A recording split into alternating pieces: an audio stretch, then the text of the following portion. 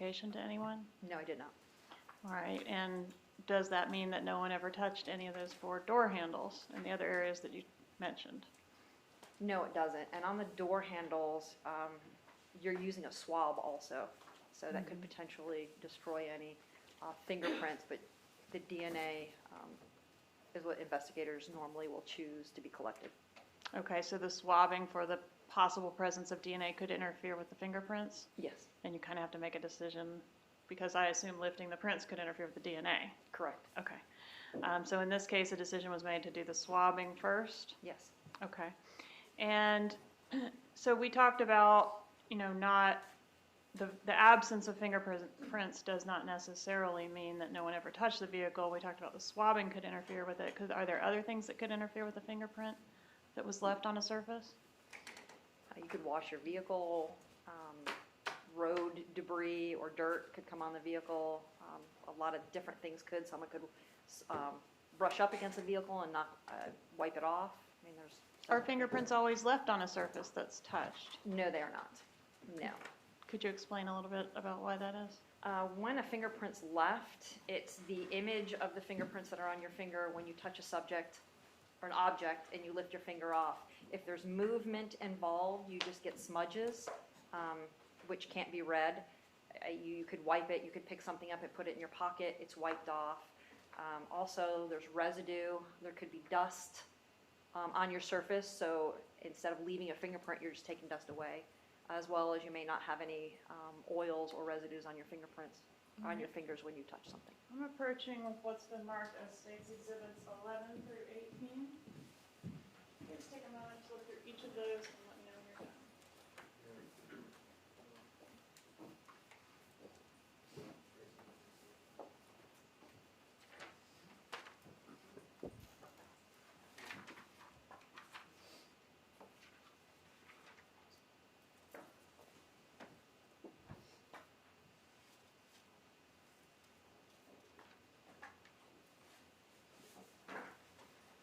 Recognize States 11 through 18? Yes, I do. What are they photographs of? Photographs of evidence collected from the vehicle. Are they fair and accurate photographs of the evidence that you collected from this vehicle? Yes, they are. Judge, at this time, I'd ask to move into evidence States 11 through 18. Any objection? None from Garcia, Judge. No objection, Your All Honor. right, they'll be admitted. You may.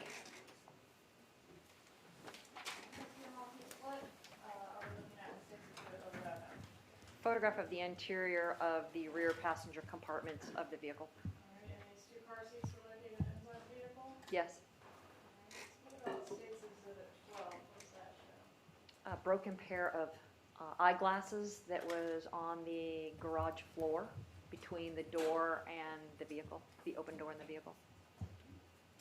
States Exhibit 13. An eyeglass lens. Where was this eyeglass lens located?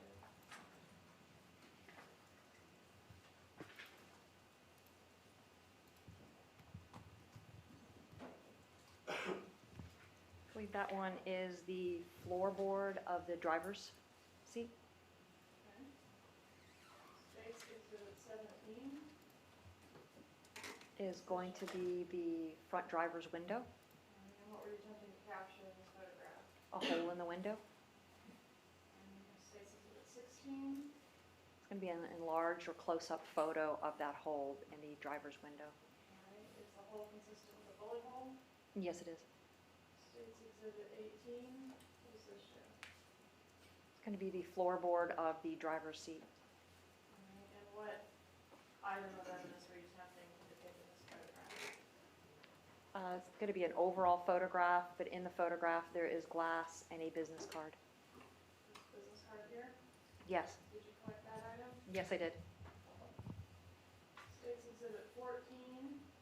What is this? It's going to be a wallet that I collected from, I believe, the glove box. Was the glove box open or closed? I believe the glove box was closed, but I'm not 100%. That would be one of the investigators. All right. States Exhibit 15. That is going to be the money and contents of, a photograph of money and contents of the wallet. And are you able to see the identification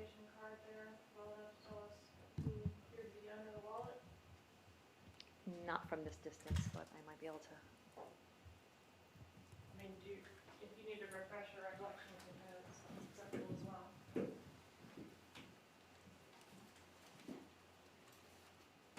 Yes. You are able to tell us? Yes, All right, whose identification is there? Mr. Markel.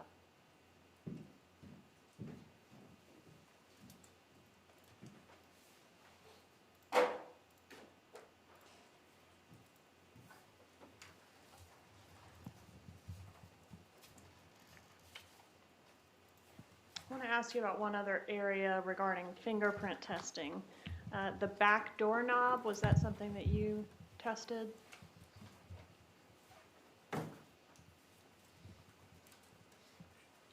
As far as the entry into the house? I just have back doorknob. I believe it was an access to the house. All right, I know I collected a swab of that. And would that be the door that led from the garage into the residence or some other door? Either, yes, the door from the garage into the residence. All right. And that item was tested for, or it was swabbed for the potential presence of DNA? Yes.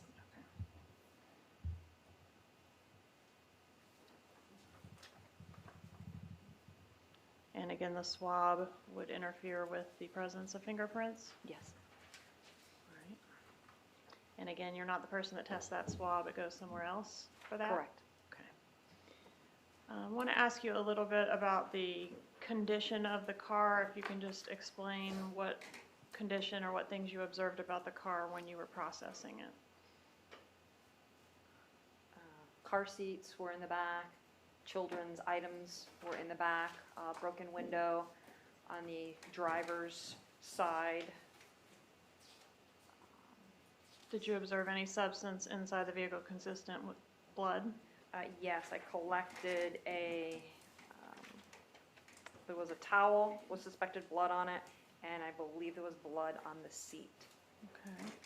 And did you note any casings or projectiles inside the vehicle? No, we searched the vehicle and the garage for casings and projectiles and did not locate any. Could you just briefly explain to the jury what a casing and projectile is? In a bullet, what comes out of the front of the gun is the projectile, and a casing is what that is all in. It's ejected from either ejected, or if it's a revolver, stays in. But it's what remains with the gun. All right, and none of those items were found inside the vehicle Correct. or anywhere else on the crime scene? Correct. All right.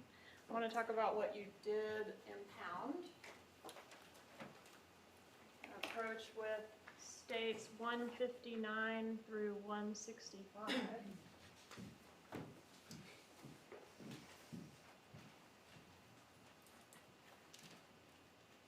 Start with states 159. You recognize that item?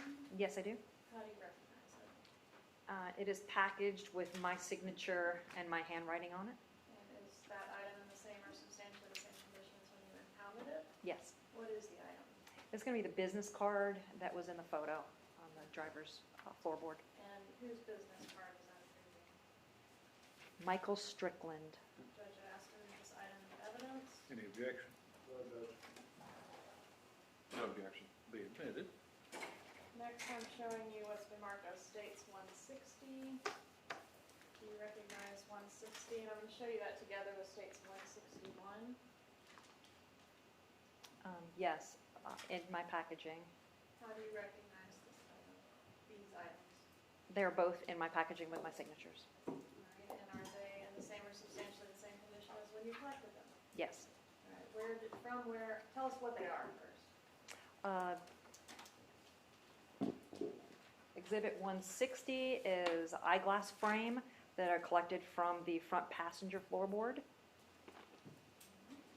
And states Exhibit 161 is presumably the other side of the broken eyeglass frame that was on the garage floor between the driver's door and the vehicle. Judge, at this time, I'd ask to move into evidence states 160 and 161. Any objection? Mr. Garcia. No objection. They'll be admitted without objection. At this time, I'm publishing states 159.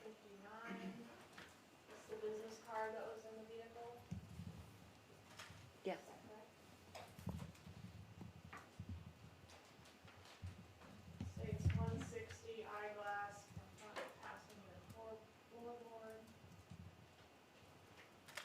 States 161 eyeglass frame broken from garage floor below front driver's door.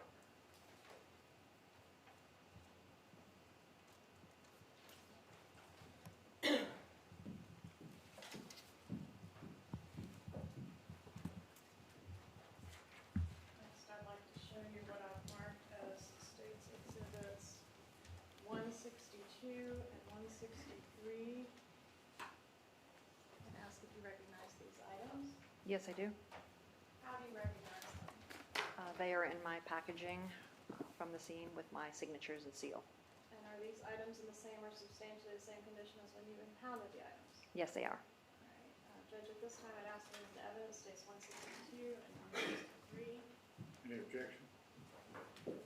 None from Mr. Garcia, Judge. No objection. They'll be admitted. Ms. Maltese, states 162. It's me the lens of an eyeglass. From where was this located? That particular one, I would need to see the other side.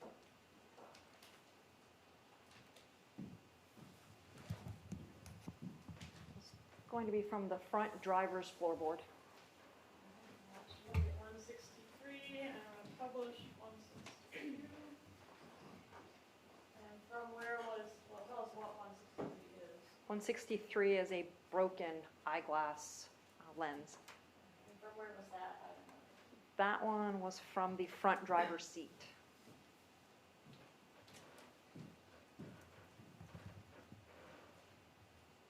Just a little piece here. Yes.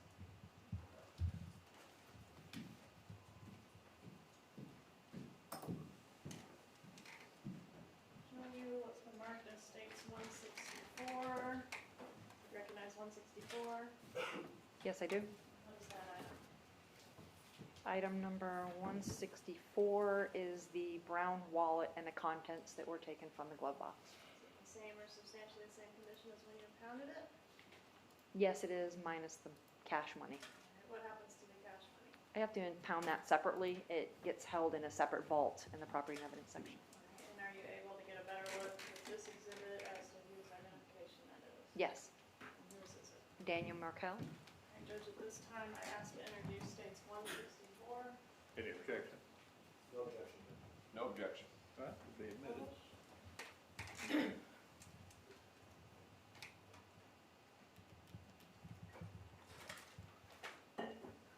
Next, I'm going to show you states 165.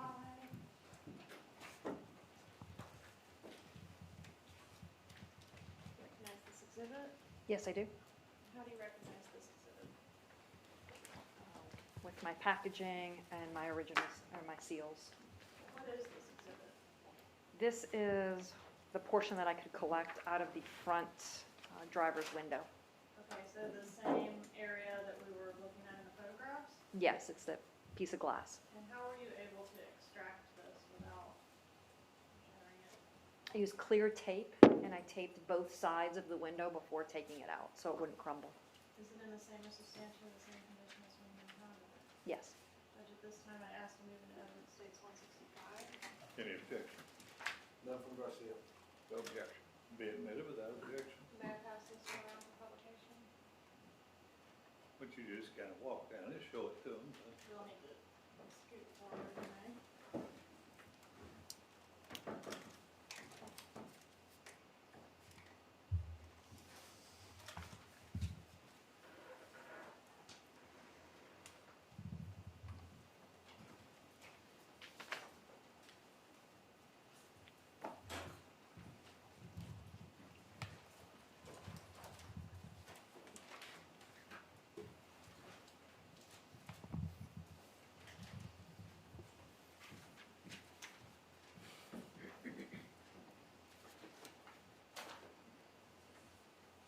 Ms. Maltese, were you also asked to photograph Wendy Adelson's vehicle?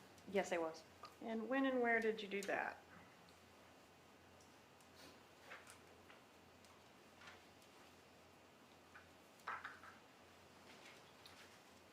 met at 3 p.m. on the 7/18 of 2014 at the Tallahassee Police Department. And was that the same date that you photographed the scene that we just viewed? Yes. Okay. I'm going to show you State's Exhibits 19 through 22.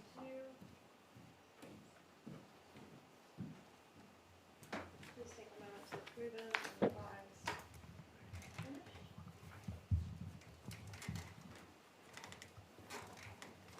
Do you recognize these exhibits? Yes, I do. How do you recognize them? I took the photos. All right, and are these fair and accurate photos of Juanita Nielsen's vehicle as it was when you photographed it? Yes. This time I've asked you the evidence states 19 through 22. Any objection? No objection from Mr. Garcia. No objection. Will be admitted.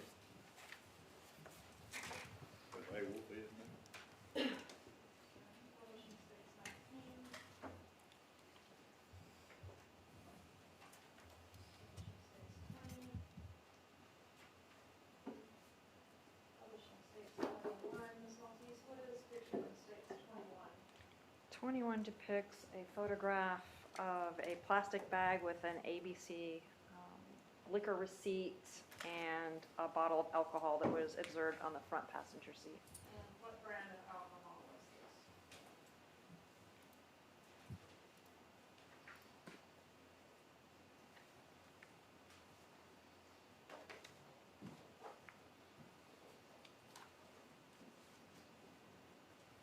Small batch, Bullet Rye Frontier Whiskey.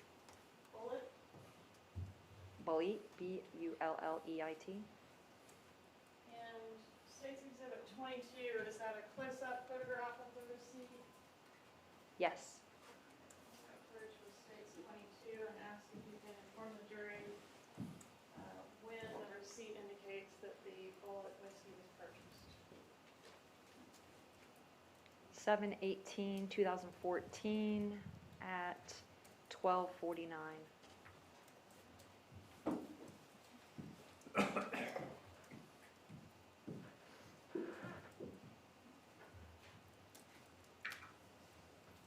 Did you go to the hospital to photograph the victim's injuries in this case? Yes, I did. Approach with 23, 24, and 25.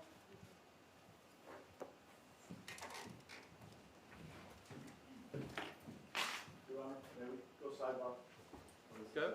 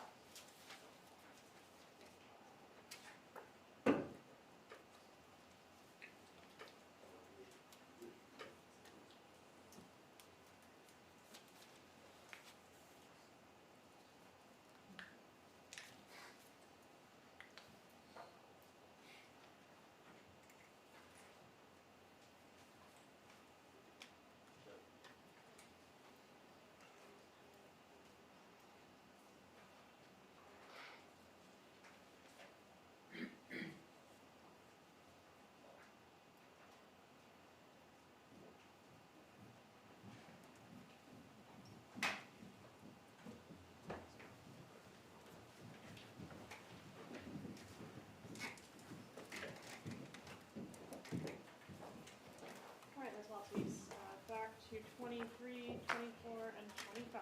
Do you recognize these exhibits?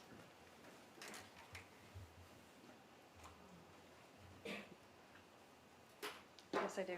How do you recognize the exhibits? They're photographs that I took at TMH emergency room. Are they fair and accurate photographs of the condition of Dan Markel when you took these photographs? Yes, they are. All right, and tell us again when these photographs were taken, if you have any idea. These were taken approximately 12:20 or slightly thereafter on 7/18/2014. Judge, at this time, I'd ask if the evidence states Clarify, that'd be 20 minutes after noon. Yes. I always get mixed up on which is AM, which is PM, but it's 20 minutes after noon. Okay. 23, 24, and 25 will be admitted. May I publish? You ma'am? Judge, I think I prefer to pass around 23, or I can walk down and do it if that's acceptable. I don't want to know, please. Okay.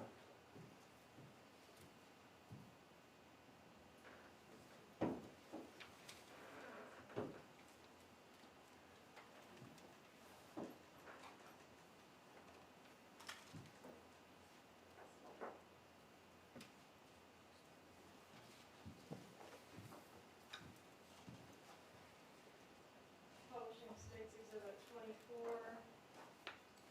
What were you trying to capture in this image? A dark stain on his left arm, forearm. This area here? Yes. And do you know what that dark stain is? It's consistent with stippling, What's it? close contact to a weapon being fired. It'll be some of the gunpowder residue. There's a pointer there. Maybe point out what you're talking about. Area on the outside left forearm. Right, and in States Exhibit 25, a close-up of that area. Yes.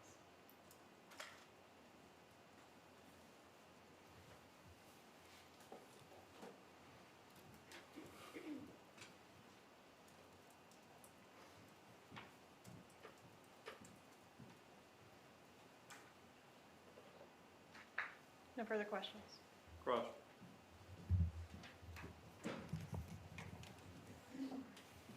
Thank you, Judge. Good afternoon, Ms. Maltese. Good afternoon. I'm going to ask you some questions with regards to your investigation, if that's okay. Okay. Yes, I don't do the investigation, I just do collection. Well, your collection's part of an overall investigation, and that's what I was referring Would to. you just get to your questions, please? Yes, Judge, of course. I'm going to refer to States Exhibit 7.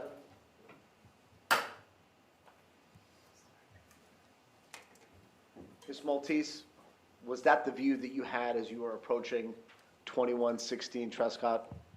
Yes, the inner perimeter, yes. And was the vehicle, as photographed in this picture, in the same position as it was when you got there on that day? Yes. And I believe if you look closely, you can see that the driver's side door and the passenger side door are both open. Correct. Were you able to take a measurement from the left portion of the vehicle to the wall on the inside of the garage? I completed a sketch that had measurements on it. And roughly, what's the distance, if you recall, from the left exterior of the vehicle to wherever there were items inside the garage? I would have to see that sketch to determine that. Did you bring that sketch with you today? No, I did not. Did you It's- It's part of evidence. It was impounded as evidence. Okay. And you don't have an independent recollection? No, I do not. Did you write that information in a report that you drafted in conjunction with this investigation? No, it would have been written on the sketch and impounded as evidence. Were there, well, let's eyeball. Would you say it was a few feet? I couldn't even guess at this point. I have not been there since that day. As a crime scene analyst, by simply looking at that photograph and using your common sense and your experience, Please answer your question. Move on, Ms. Singleton. May I see the photograph? Here it's too dark for me to even determine where anything is. actually, There's not a question. We'll ask another question. sure, no problem. What I'm gonna do is, I'm gonna provide Government's Exhibit 9.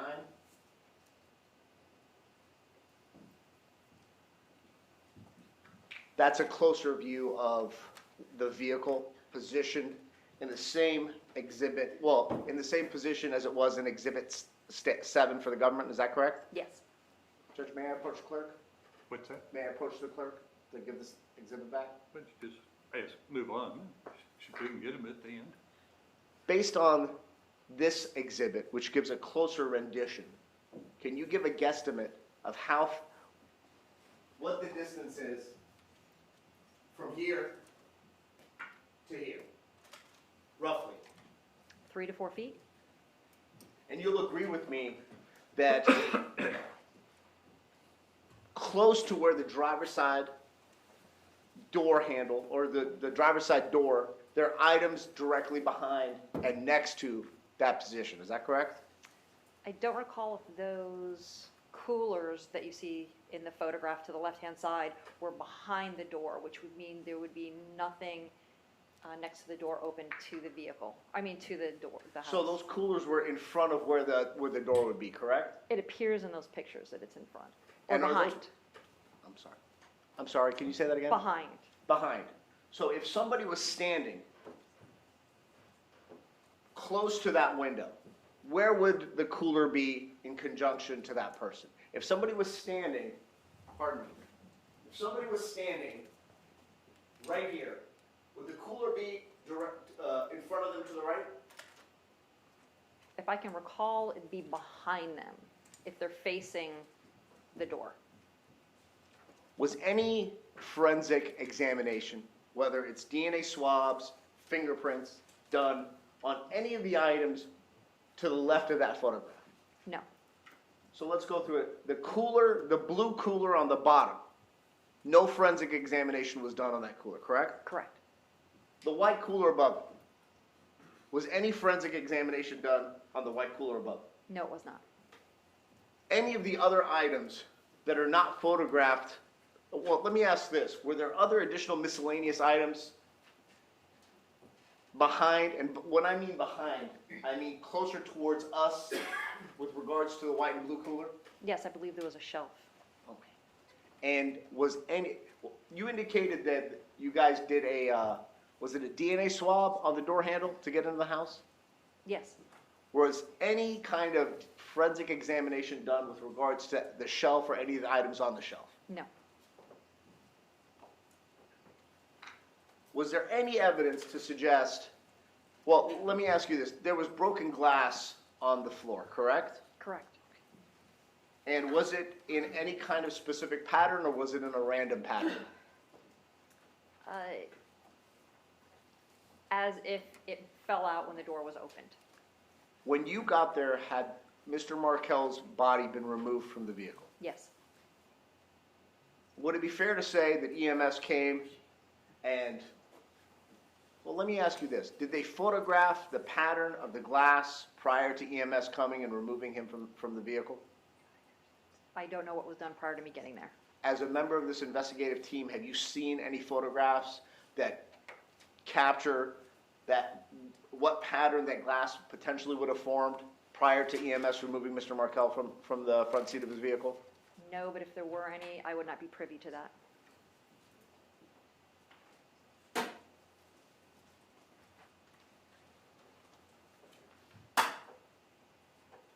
Do you know the dimensions and the height from the floor to the ceiling of that Honda Accord? It would be on that sketch. On the sketch, okay.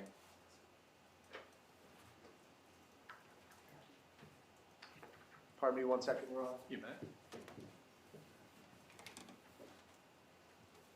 Nothing further from Mr. Garcia. Magbanua. No, Your Honor, no cross. We're all- Any redirect? No, sir. Any juror have a question of this witness? All right, you can step down. We want to keep her further? No, Your Honor. Anybody need her further? No, Your Honor. All right, you're excused. Call your next witness. Yes, sir. The state calls Carrie Rosanna.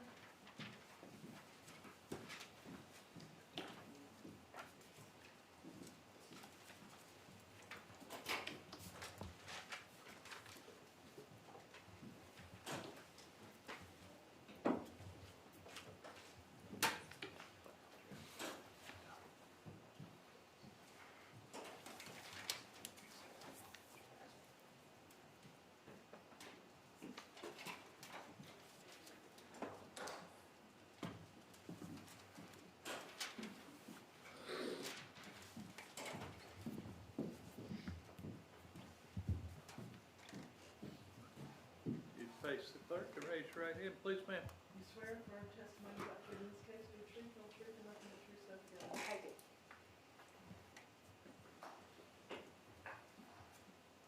Please introduce yourself and spell your name.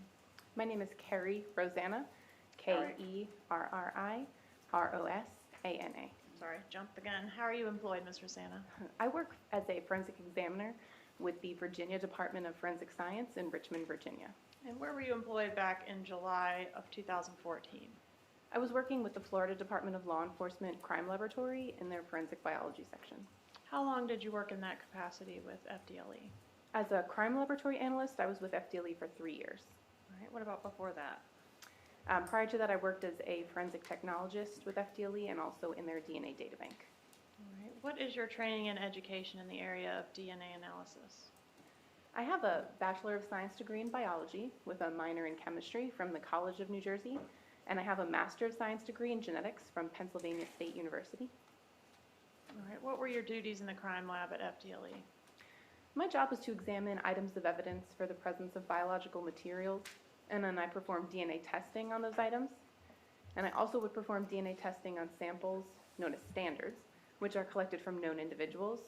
And then I would compare the results from those standards to the results from the evidence to see if that person could have contributed to any DNA found on the evidence.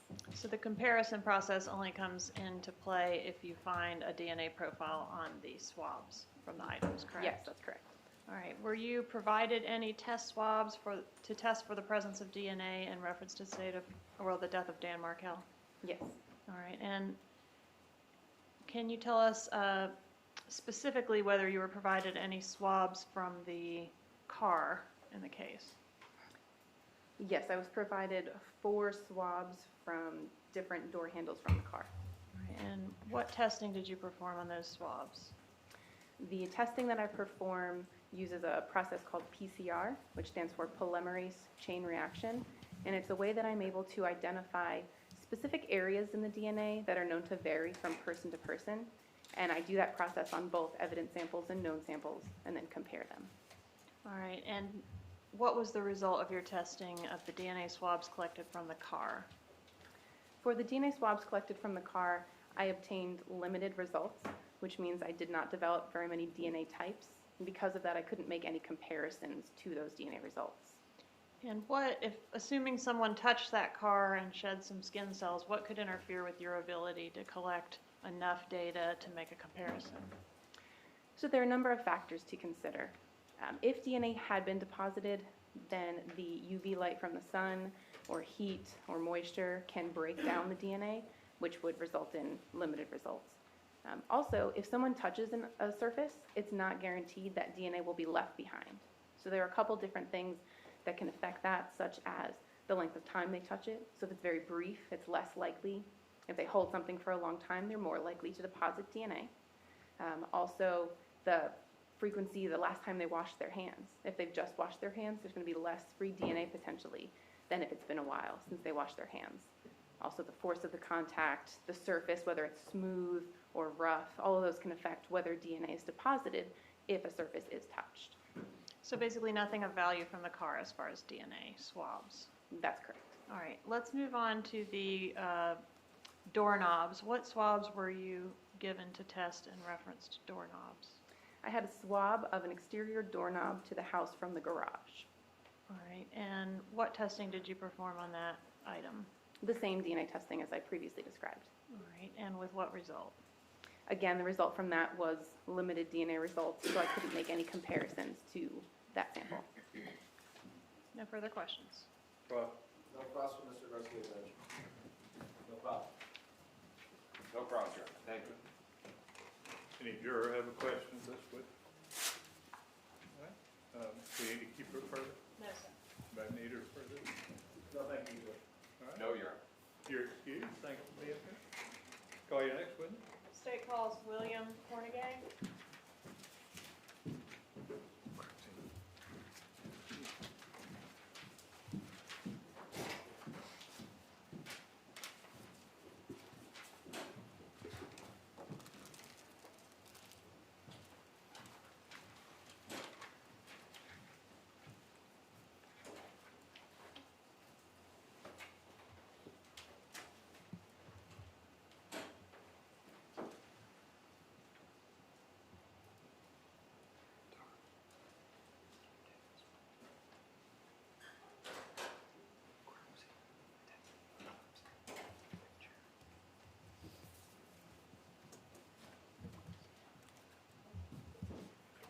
up here, please.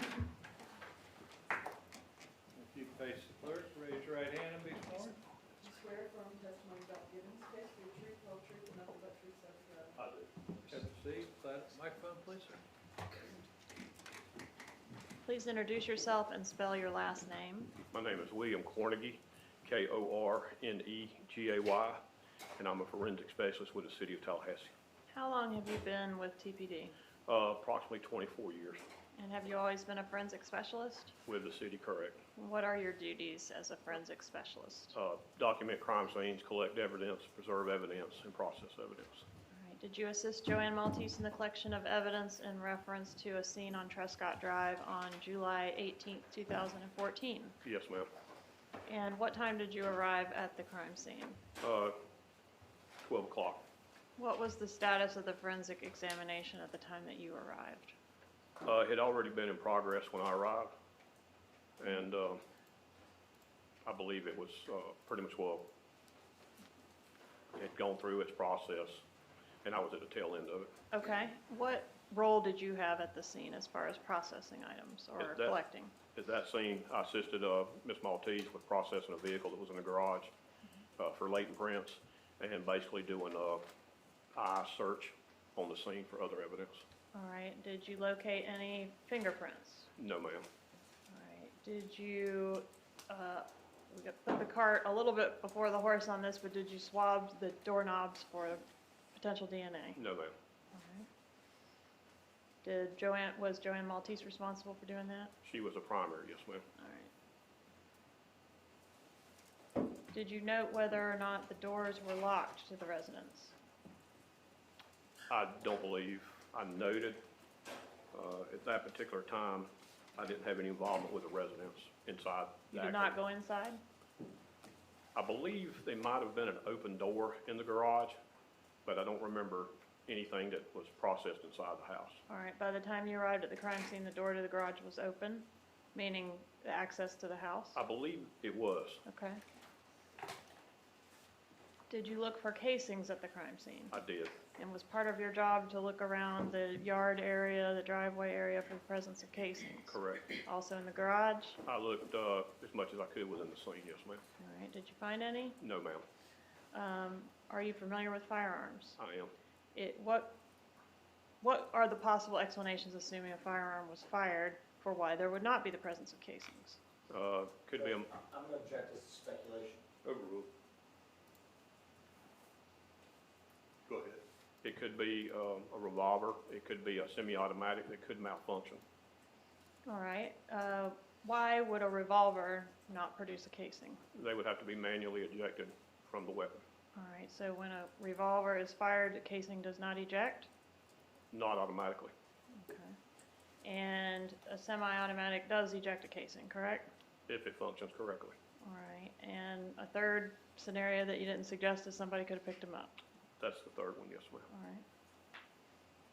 Did you attend the autopsy in this case? Yes, ma'am, I did. Did you collect any items of evidence from the autopsy? I did. I'm going to show you what I've marked as 167 and 168.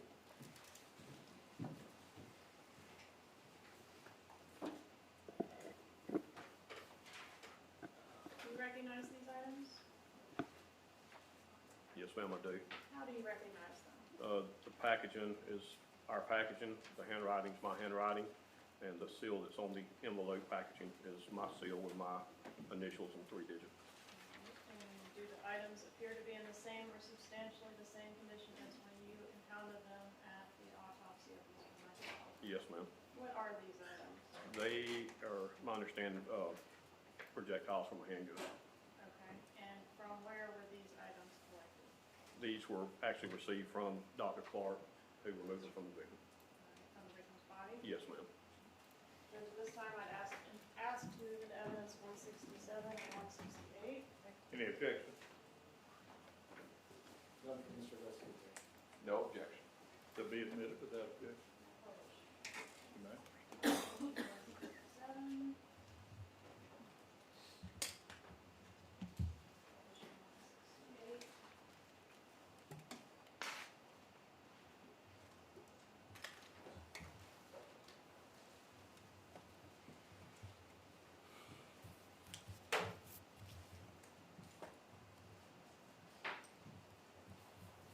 One moment, please, John.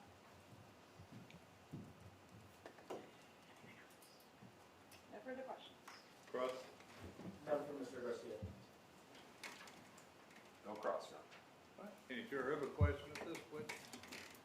All right, if not, you can step down. Do we need to keep him further? No, sir. Might need him further. No objection. No, Your Honor. All right, you're excused. Thank you for being here. Free to go about your business. Call your next witness. State call Sean Yao.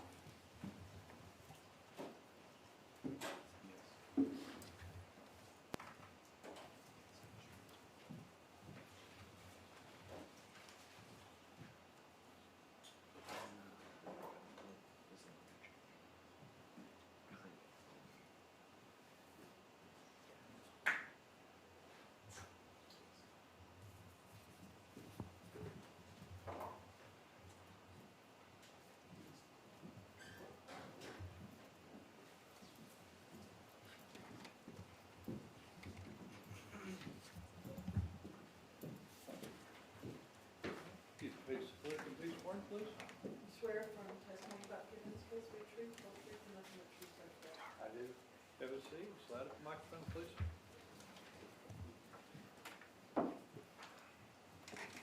Please introduce yourself and spell your name.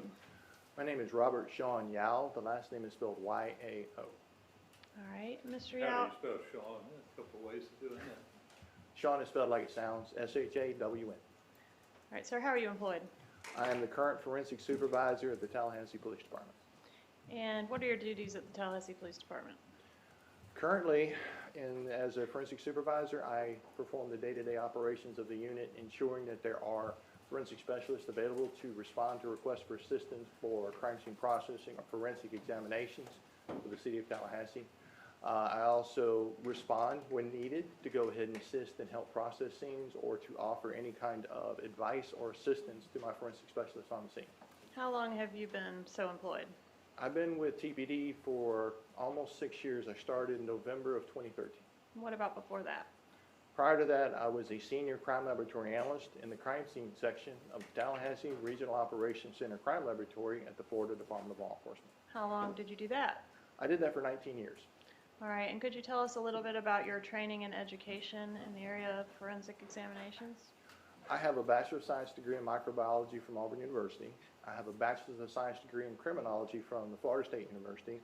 And I have a Master's in Criminal Justice Administration from Southern Columbia University.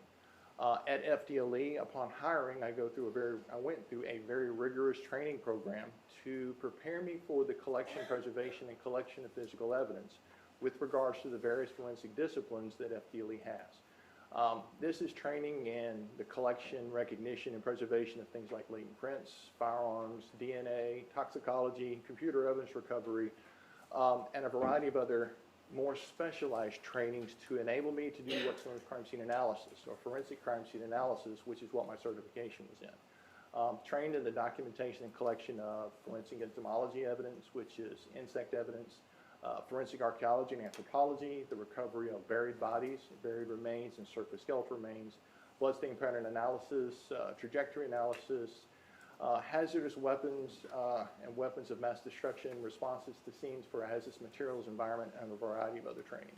The training for primary, takes about a year.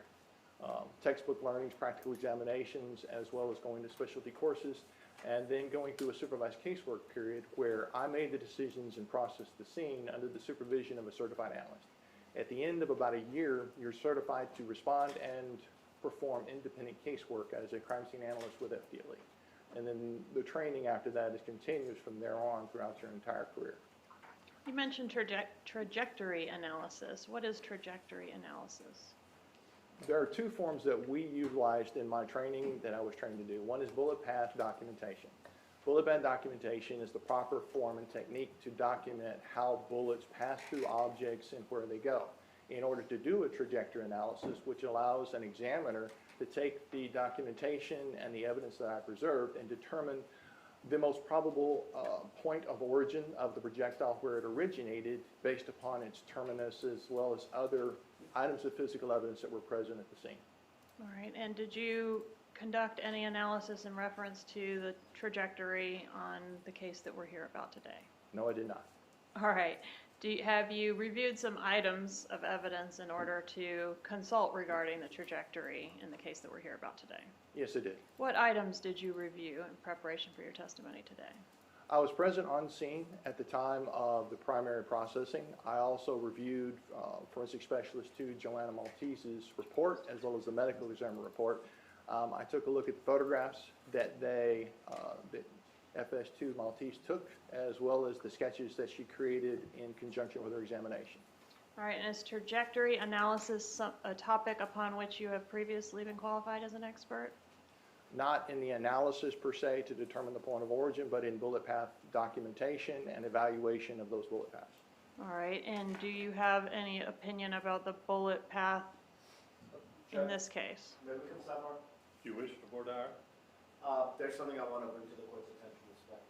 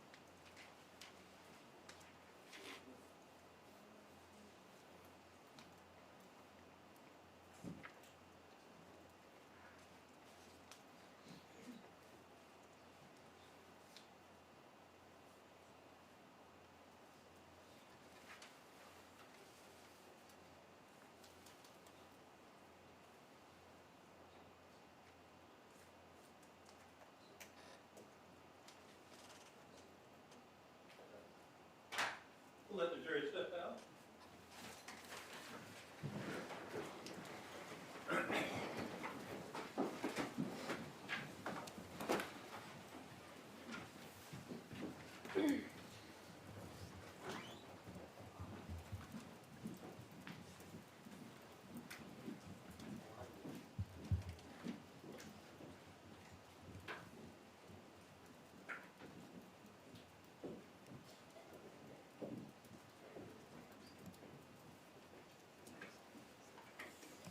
All right, everybody be seated.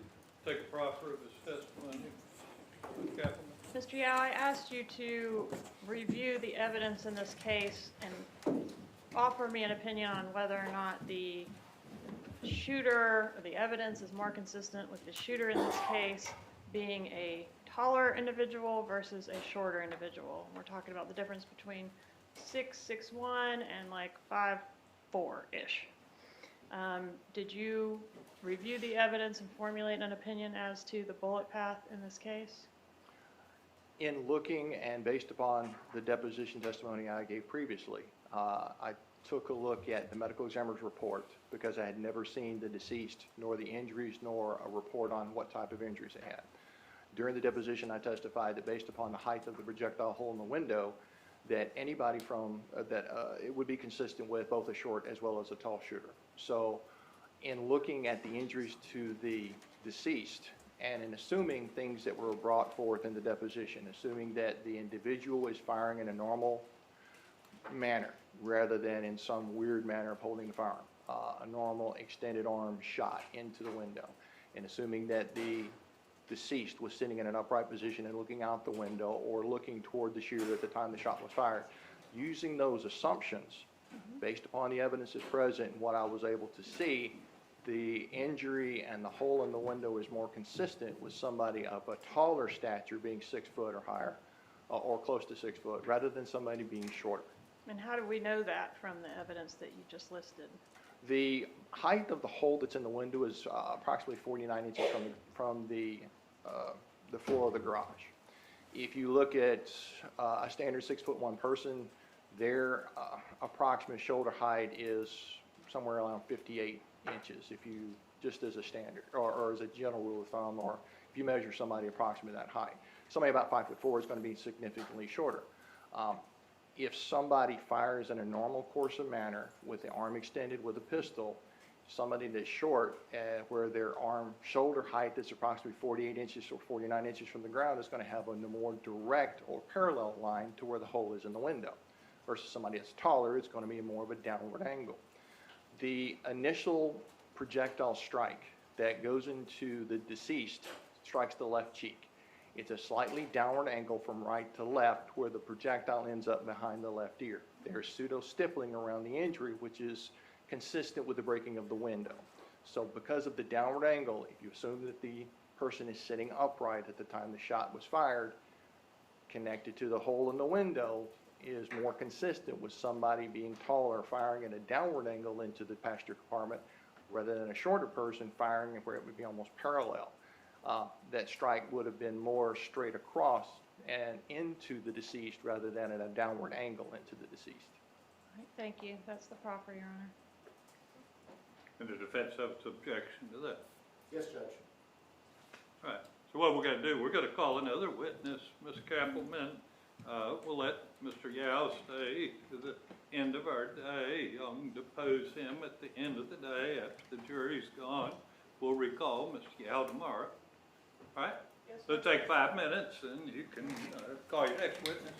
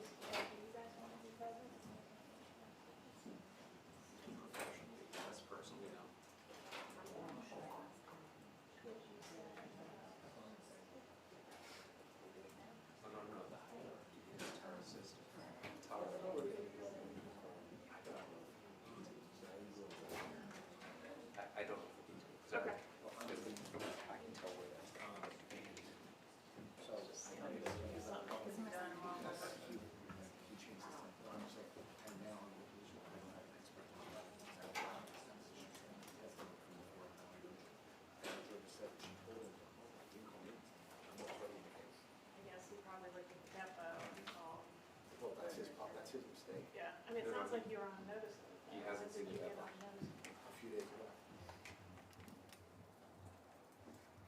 I don't think he was yet. It's fine. And I was gonna wait until he came to see him. You want to- He's waiting. I just came to say. You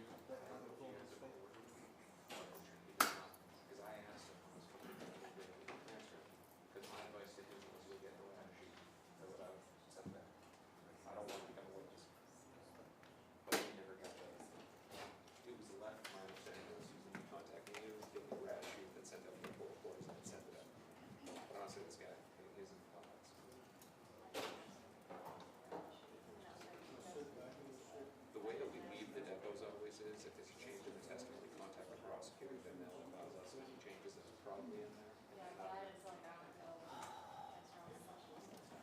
know, I still think looking under a helicopter, trying to. we're not. Yeah, What's the verdict on the owl?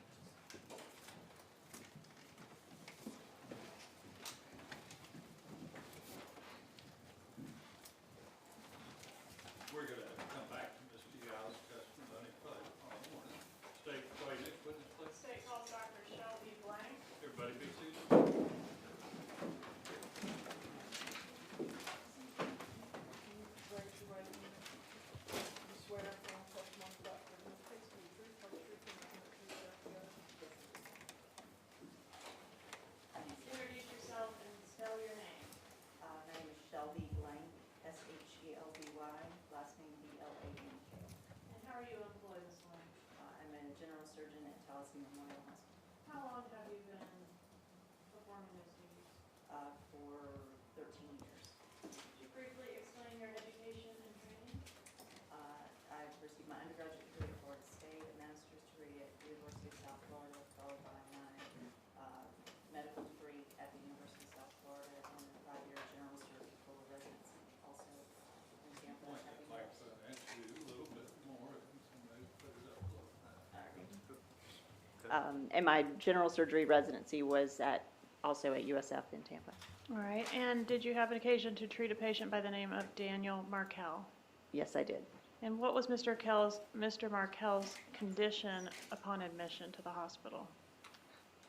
Extremely critical.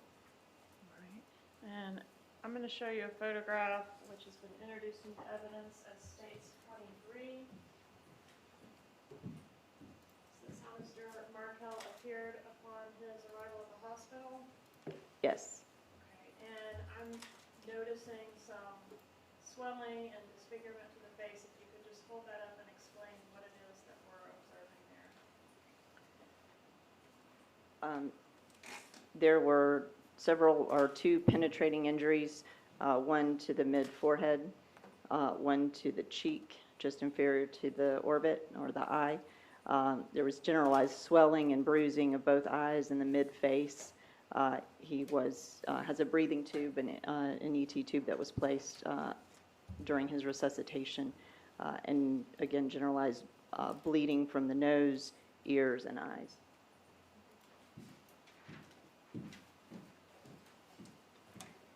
What medical intervention was attempted to assist Mr. Markel?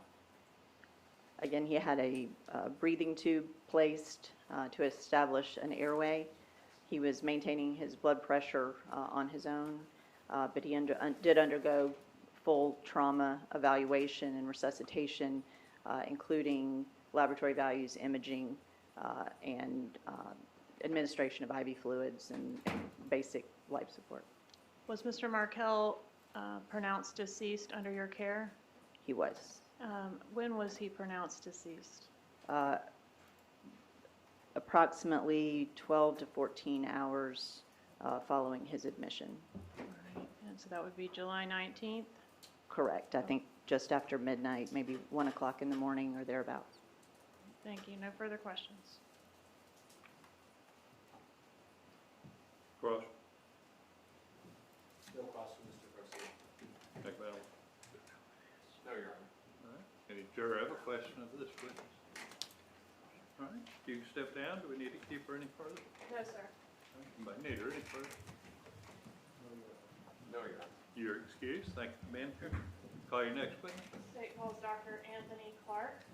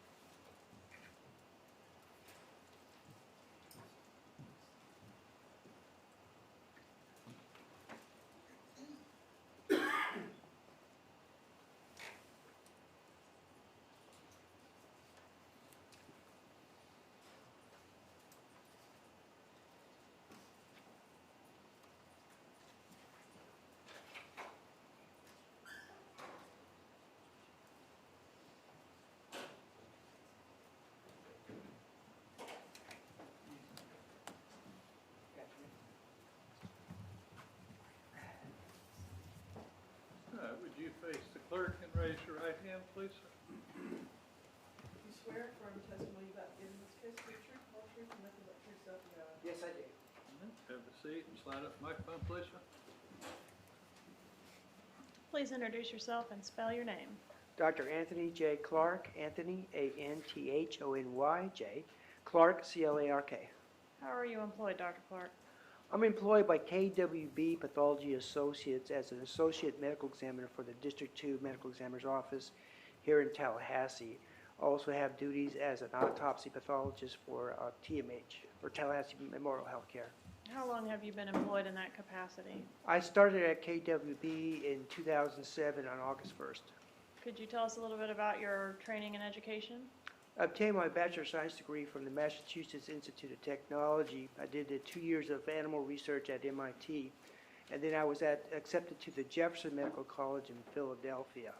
I graduated from the college and did a 2-year general surgical internship at New Britain General Hospital in New Britain, Connecticut. I then went to the Hartford Hospital in Hartford, Connecticut, and did 4 years of anatomic and clinical pathology. I then traveled down to Atlanta, Georgia, where I did a 2-year forensic pathology fellowship with the Fulton County Medical Examiner's Office and associated with Emory University. I graduated from that program and got my first job as the Southwest Regional Medical Examiner in the Multi-Crime Lab for the Georgia Bureau of Investigation Division of Forensic Science. I remained in that position from 1994 to 2007 and then traveled down to District 2. I am a licensed physician in the state of Georgia and Florida. And what are your duties as a medical examiner here in Florida? As a medical examiner, I'm involved with the death investigation. I'm the one that performs the examination of the decedent to determine the cause and manner of death. How many autopsies have you performed in your career? It's over 6,500. Have you ever testified as an expert in a court of law? Yes, I have. How many times? Over a couple hundred times. And was that always in the area of forensic pathology? Yes, ma'am. What is forensic pathology? Pathology is the study of tissues, whether it's plant tissue or human tissue, looking for obvious signs of disease or pathology or abnormalities. Forensic pathology is the ability to present that in court. Judge, at this time, I would tender Dr. Clark as an expert in the area of forensic pathology. Either side, we support our. No objection. Can't argue that experience, no, Your Honor. All right, Dr. Clark, did you conduct the autopsy of Dan Markel? Yes, I did. When was that autopsy conducted? The autopsy was performed on July 19, 2014 at 11:55 hours. Where was the autopsy conducted? This autopsy was performed at the Tallahassee Memorial Healthcare morgue. Did you take photographs during the course of the autopsy? Yes, I did. Would the use of those photographs assist in your testimony here today? Yes, they would.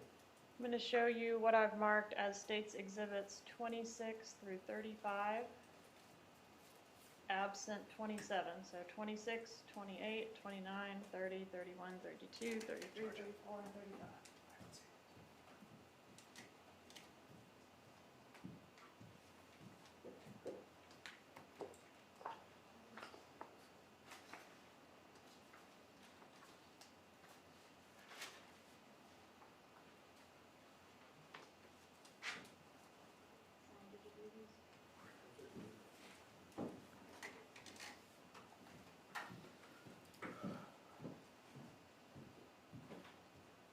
Take a moment to look at those photographs. Let me know if you recognize them.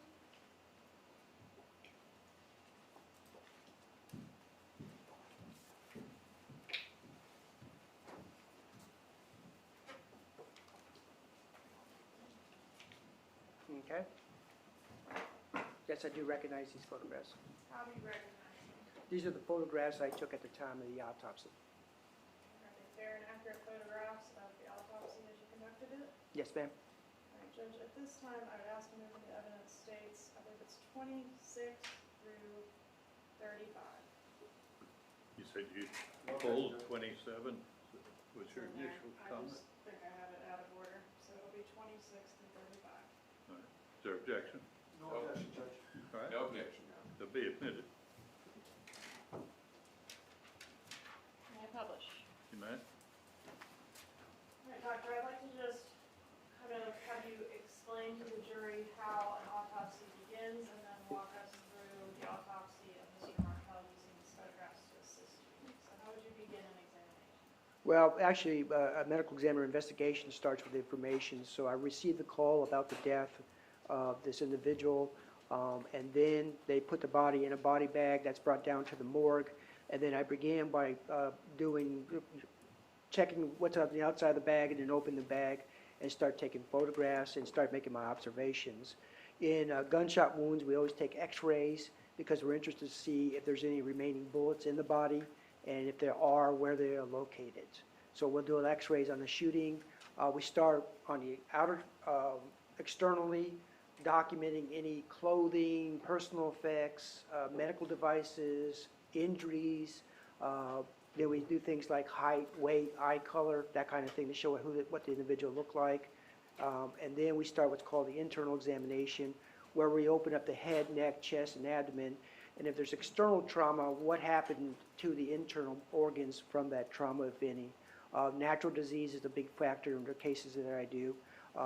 Bad heart disease or lung disease, etc. We also collect specimens for toxicology. We collect specimens for DNA studies if needed, and whatever other ancillary studies may be needed. We fingerprint everybody now, and there's some other things like that. Okay, I want to start with State's Exhibit 26 and ask you to explain to the jury what we're looking at here. And I believe the judge will let you start this pointer. He's got the pointer. State's Exhibit 26 is an X-ray, what we call a AP X-ray of the head. You can see the top of the head here. This is the jaw, right side, left side. And within this, you can see that there's some wider spots here and here. These are the bullets that I've eventually recovered. So I had an idea where this bullet is. Now I have an idea where this bullet is. Also, there's some fracturing going on here on the side of the face, which it's hard to point out from this distance. But so right now, this is the main reason why I'm getting these X-rays, to show that there are bullets still in him and that they are still there, and they're a good size too. You mentioned having extracted these bullets from Mr. Markel's body, but they've been turned over to law enforcement. Yes, ma'am. State's Exhibit 27. Okay, so the first one is basically front to back, and this is a side picture to show me exactly where this first bullet is here. So it was up here, and it's towards the back of the cranial vault, okay? And then this one's right here, showing it here. There's larger pieces here, but we're interested in gathering this bullet and this bullet right here. And when you say larger pieces referring to this, is this part of the bullet as well? Yes, ma'am, that looks like a large fragment there. Now remember that this is somewhat magnified to the way we take these X-rays, so that piece is not as big as it looks in real life. State's Exhibit 28. State's Exhibit 28 is showing, this is what we call the identification photograph to show his face. Well, you want to turn it 90 degrees? Sure. Yeah, I think it might be easier just to explain it, yeah. And so I... Zoom out at all, but is that okay? Yeah, and we put the identifying tag down here with the case number, the date, and my initial should be down here. And we've cleaned up the face as best we can, but this is what we call the identification photograph. Now, in this identification photograph, you can see there's quite a bit of trauma to the face, and there's distortion of the left side of the face, quite a bit of swelling going on here, bruising going on inside the tissues here, what we call raccoon eyes or bilateral eye bruises here and here. There's a gunshot wound here, and there's a gunshot wound here. So there's two separate gunshot wounds that we're looking at here. State's 29. State's Exhibit 29 is showing one of the gunshot wounds to the left cheek area. You can see it is right here. You can see the bruising in the tissue back here. This bullet actually traveled from here and wound up just under the tissues here, inside, below this left ear here. Now, the interesting thing is these large areas of abrasion. They're irregular, and some are small, some are large, and they kind of scatter onto the ear, come in a band this way, onto the nose, and you can see that there's some on the upper neck here. This is what I called the report pseudo-stippling. Stippling is something that occurs from gunfire because there are burning and unburned particles of gunpowder coming out. And when they hit the skin, that actually causes abrasions. Now, when you shoot through a door or a window, you're fragmenting the wood or the glass, causing other debris to fly out. So to me, this is a pseudo-stippling or glass abrasions from when the first bullet went through the glass and caused these injuries here.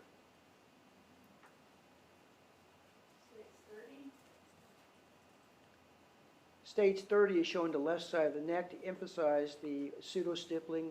Now, pseudo-stippling, again, tends to be more irregular and larger. When you get stippling from gunpowder, it's very minute and very, what do you want to call it, homogeneous in terms of the size. So regular in terms of the size? Yes. State's Exhibit 31. And can you blow that up? Well, this is the forehead area here. Could you turn it 90 degrees though? That might be helpful just to, This way? no.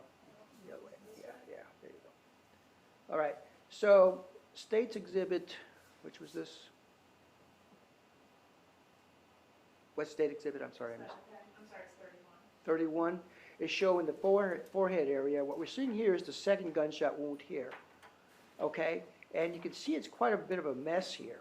And I'll explain to you in a minute why that is, but this is where the bullet hit here, and that's the bullet that winds up in the back of the, inside of the skull that you saw in the x-ray, okay?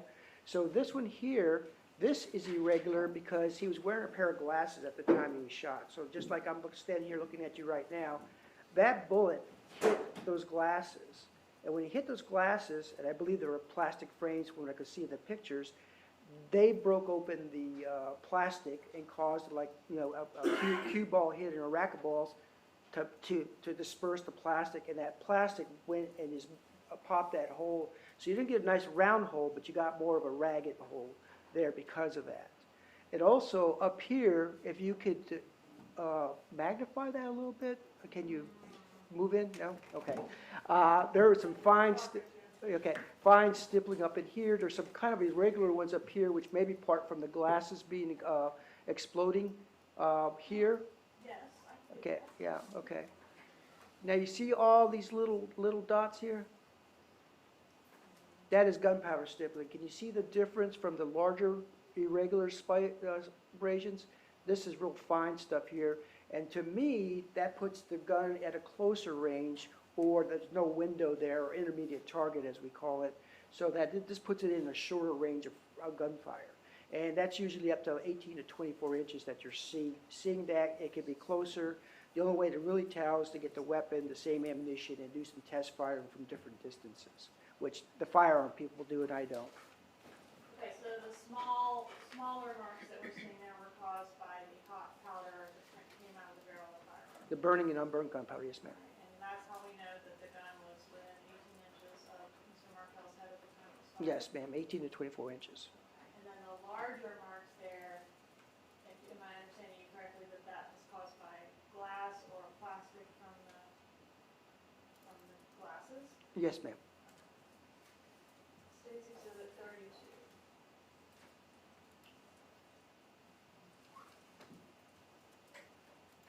Okay, State's Exhibit 32 is showing the left eye area here. There's quite a bit of swelling here on both eyes, and that's usually due to the base of the skull, what I call the base of the skull being fractured and bleeding into the tissues, and it collects in the eyes. Also, there's the gunshot wound here, regular one here, and the one here. Also, if you look at the eyes, and again, if you get the pictures in your hands, you can look at them better. But there's no stippling or glass injury to that because the glasses were actually protecting the glass from hitting his eyes. And then the second bullet hit here, that didn't cause any kind of injuries to the eyes. Okay, so dumb question, but the discoloration to the eyes don't indicate that he was in some kind of fist fight. No, ma'am, this is due to the base of the skull fractures. So consistent with being caused by the gunshot wound. That's correct. State's Exhibit 33.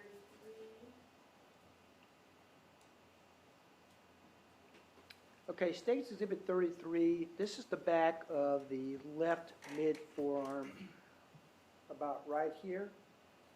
The elbow is down here, the wrist is over here, so this is the back of his arm here. And what you're seeing here is a curvilinear or curved line deposit of soot, and then you're seeing pseudo stippling again. Again, this is not gunpowder stippling. I kept trying to see whether, I kept looking at, trying to see whether this was really truly gunpowder stippling, but it's not. There's too much irregularity and difference in sizes of this, so I believe it was due to either glass or plastic from the glasses. All right, and the dark mark is consistent with stippling from the gun? The dark mark is soot, and that's a deposition from the gun itself. And would that be consistent with Mr. Markel having his arm raised when the gun was fired? Yes, ma'am. It's my opinion that after the first shot through the window, striking him here, causing all that glass to shatter and strike him on the face, that he reflexively brought up his arm in a defensive type posture, and that the gun was in range to cause, when it hit the glasses there, that when this shattered, it went on the back of the forearm here, and then there's a deposit of the soot there. Now, I don't believe that soot is from the barrel of the gun, but from what we call a cylinder gap. That there may have been a revolver used in this case, and that the gap between where the cylinder is and the barrel, gases can come out there and soot can come out there too, and that could cause this kind of curvy linear soot deposit there. And would a soot deposit from a cylinder gap also be consistent with a close range shot as you previously described? Yes, ma'am. I don't know where the arm was in relationship, but it had to be close enough that when the glasses got hit by the bullet, that shattering plastic struck the skin far enough. So if you were like this, I think that's too far away, but within inches of that area. All right, and you described what your opinion is the first shot would be the one that came in the cheek and ended up near the ear area? That's correct. Would that shot alone have been fatal to Mr. Markel? No, ma'am, I don't think it, I know it wasn't, and he's got quite a bit of bruising there. It may have stunned him and disoriented him, but I believe he was still alive to be able to put his arm up also and have this injury associated with the shot to the, between the eyes there. State's Exhibit 34. Okay, State's Exhibit 34 is a picture of the bullet. I always try to, we'll clean the bullet up and show the bullet itself. And you can see it's from gunshot wound number 2, which is to the cheek here. And if you compare it to the x-ray, you saw that it was kind of almost barrel-shaped or squared off type of bullet, and it's pretty well intact here. So that's the bullet there. All right, so gunshot wound number 2 is what you're calling it in this photograph, but it's your opinion that this bullet was fired first. The gunshot wound number 1, yes, ma'am. Okay. State's Exhibit 35.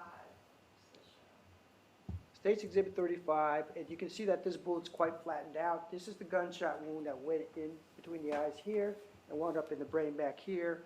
And in the x-ray, you saw that it was very flattened out, and that's what we recovered here. All right, and this would have been the wound which caused Mr. Markel's death? Yes, ma'am. All right, and is there any reason why the bullet in State's Exhibit 35 is so much more informed than the one in State's Exhibit 34? The bullet from gunshot wound number 2 in 34 hit mostly soft tissue. It did strike the bone, but it was going at a kind of like this and going along the bone. The other one was actually going through bone in this area here, had gone through the glasses too. What, if anything, can you tell us about the trajectory of these bullets? All I can talk about is the trajectory through the body themselves. And again, my orientation is the person lying on the table, what I call an anatomic position. They're looking forward, arms by their sides, toes pointed down. That's all I can tell you about that. All right, so did you document as far as each shot, whether it was left to right, front to back, up, down, that kind of thing? Yes, ma'am, I did. Okay. Could you tell us, you may have already gone through it, but I'd like to go through that one more time. Let's start with the shot that is, in your opinion, the first shot to be fired. Okay, the first shot to be fired in the autopsy report, again, is gunshot wound number 2. I tend to start from top to bottom.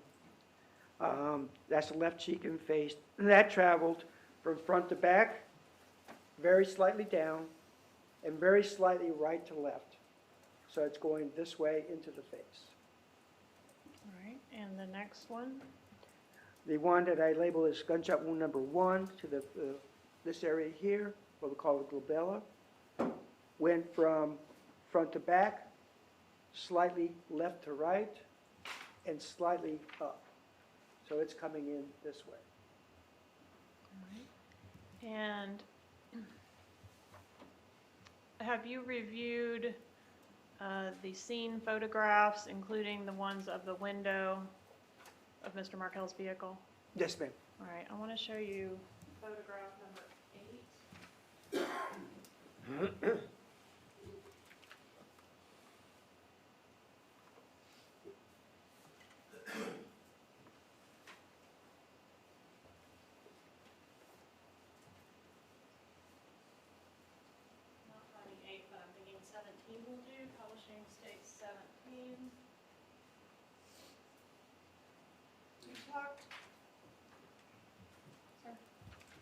oh, I'm sorry. I thought you did. You spoke about the glass and how the glass created the pseudo stippling. Do you have an opinion as far as the glass and how it would impact the I think you called it an intermediate target. If you could explain what that means. An intermediate target is just something between the muzzle of the gun and the final target. There's something in between. It could be a baseball cap, it could be a window, it could be a door, it could be a wall. All right. And is the pseudo stippling that you previously described the evidence that you're relying on to indicate that the victim was shot through this glass? That's correct. Okay. And that's consistent with the image in State's Exhibit 17, which you also reviewed? That's correct. Okay.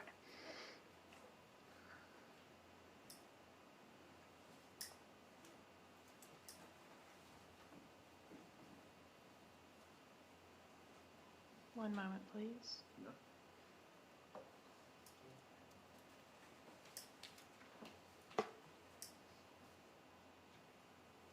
All right, Dr. Clark, what was your opinion regarding the cause of death in this case? The cause of death was written down as gunshot wounds of the face, head. All right, and what was your ruling as to the manner of death in this case? The manner of death was a homicide. No further questions. Prof.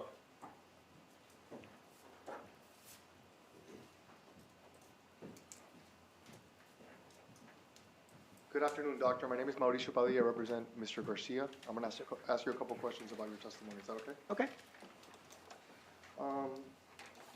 In this particular case, did you use any trajectory rods? I don't usually take pictures with rods in place. I probably did, but I don't remember specifically. Could you explain to the jury exactly what a trajectory rod is? It's a metallic rod that we use, or you can use any kind of materials, but then connect the dots basically. So you would take the rod, stick it in the entry wound, and follow it back to where it went into the brain, and that would show you the trajectory through the body there. Okay. And whose decision would it be to use a trajectory rod or not to use it as a trajectory rod? Would that be your call as a doctor? Yes. And the decision not to memorialize the actual use of these trajectory rods, was that your decision? Yes. And in what percentage of cases do you memorialize the actual use of the trajectory rods as opposed to not use? 2 gunshot wounds like this, and the bullets are recovered in the body. They're not really useful because I can tell the direction by looking at them. A lot of times I'll use trajectory rods when you have multiple gunshot wounds that are what we call perforating gunshot wounds. You got an entry and an exit, an entry and an exit, and I may memorialize those. Did anyone provide you any information regarding the positioning of Mr. Markel when he was taken out of the vehicle?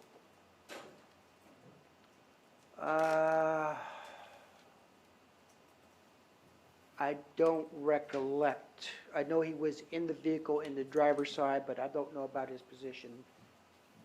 Did you have any communication with members of either the state law enforcement or the FBI regarding the trajectory of the wounds in this case? State or FBI? I do not believe. Any law enforcement. Did you have any communication with any law enforcement regarding the trajectory of these wounds? Well, yeah, the Tallahassee Police Department. Okay. 1 second, please. Yeah.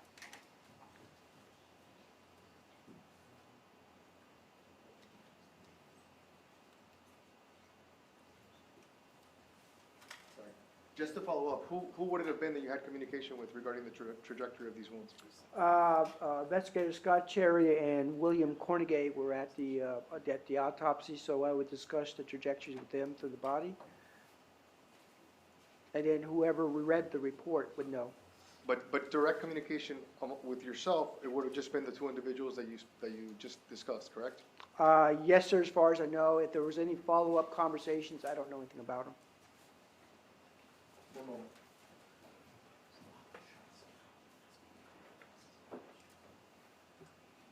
There's an investigator by the last name of Yao. Sean Yao, did you have any communication with him? Yes, okay, yes. Did you have communication with him regarding the trajectory of these rounds? Yes. He read the autopsy report and asked me about them. Okay, and how did that conversation go? We just- Hearsay? Overruled. Oh, you can answer. Yeah, we just talked about what the trajectory was through the body. Okay. And when was that conversation? Did you have one conversation or multiple conversations? Just one conversation, that was a couple of days ago. Okay. And that was over the phone? Yes. Okay. Oh, he actually came by, probably within the last 2 weeks, he came by the office. And we discussed it, but we didn't really look at pictures or anything like that, and then we discussed it on the phone, because he hadn't read the autopsy report yet. Okay, so he came in person Mm-hmm. to your office to discuss the trajectory, correct? Right, And then he called you on the phone? right. And you're saying that the reason that he called you on the phone was because when he went to your office to discuss the trajectory of these rounds, he still had not reviewed the autopsy report? At that point in time, and I think he was picking up a CD with the pictures on it. The CD of the pictures that we've just seen here today, that the jury Right, the saw? autopsy photographs, yes, sir. So you're saying that around 2 weeks ago, when he went to your office, that Mr. Yao had not viewed those pictures and had not viewed the report, is that correct? I believe that's true, yes, sir. Okay. And then you discussed it with him, Right. and then he told you, I'm gonna review the report and I'm gonna call you back. Is that correct? No, I didn't say anything about calling me back, but he did call me back. Okay, and so what was the purpose of that phone call, in your opinion? Just to talk about the trajectory on that, through the body. What about the trajectory? To confirm that that's what I was talking about. Because that wasn't discussed during your your in-person meeting? Right, because he hadn't read the autopsy report yet. Right. As a medical examiner, is it odd that at this late stage in the That's investigation? not an appropriate question. Anything else? One moment.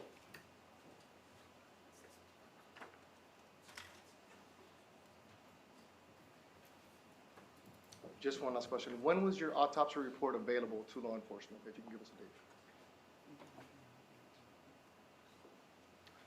I finalized the autopsy on August 25th, 2014. And is that around the time that you would have made it available to law enforcement? Right, at that time, when I sign off on it, then it gets mailed out probably within 7 to 10 days after that. Okay. Thank you so much, Doctor. No problem. Magbanua? No question, Your Honor. Redirect? No, Your Honor. All right, any juror have a question of this witness? All right, step down. Do we need to keep him further? He may be released. Either side need him? Not for Mr. Garcia, Judge. Right. No, Your Honor. All right, you're excused. Thank you, Tim. Call your next witness. State calls Lynn Harvey.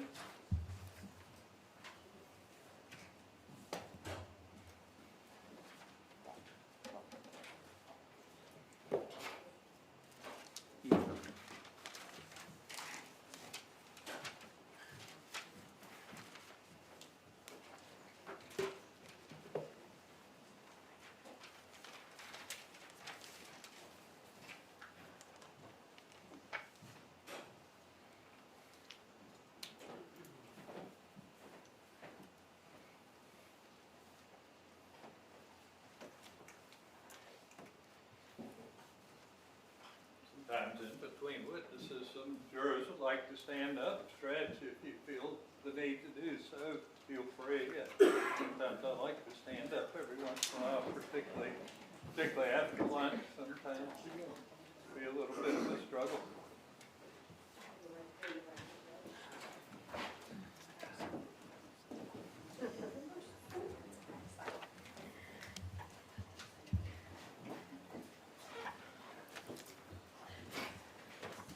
Do it, please. Clerk, can be sworn, please, sir. Swear from testimony about Gibbons case, the truth, whole truth, and nothing but truth, so help you God. Have a seat. Slide up the microphone, please. Slide up to the microphone. Sir, please state your name and spell your name. Okay, it's Len H. Harvey, first name Len, L-E-N, middle initial H, and H-A-R-V-E-Y. How are you employed, Mr. Harvey? I'm the director and I oversee Premier Health and Fitness Center. How long have you been doing that? January would be 33 years. All right, and are you familiar with the security video cameras that were present at Premier Gym around the time of July 2014? I am. And can you discuss let me ask you first if you've had an opportunity to review a disc of the images captured in reference to this case on your business's security cameras. I have. All right, I'm going to approach the state's 124. Mr. Harvey, are you able to recognize this disc as the disc that you reviewed in reference to this case? Yes, I put my initials there. All right, and did this disc contain fair and accurate images as captured by the surveillance system there at Premier Gym? Yes, ma'am. All right, can you discuss the process that gave rise to these images?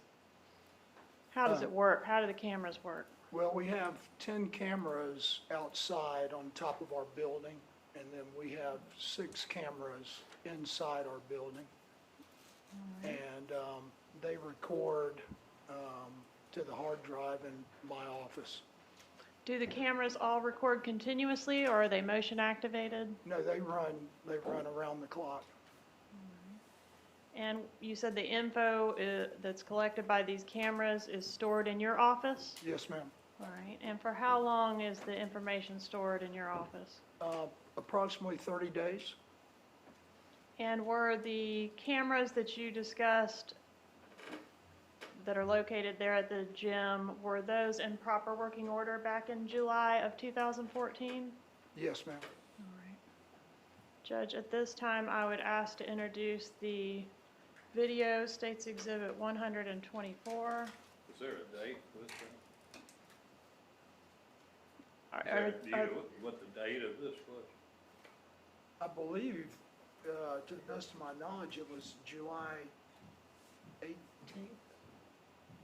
Is it noted? Yes, July 18th, 2015. 14, I'm sorry. Thank you. Any objection to State's Exhibit 124? None for Mr. Garcia. No objection, Your Honor. Be admitted. Thank you, Your Honor. I'll reserve publication of this item, and I have no further questions. Cross. No, Judge. No, Your Honor. All right. And juror have a question of this witness? All right. If not, you can step down. Do we need to keep him any further? No, sir. Anybody need him for any reason? No, Judge. All right. You're excused. No, Your Honor. Thank you for being here. Thank you.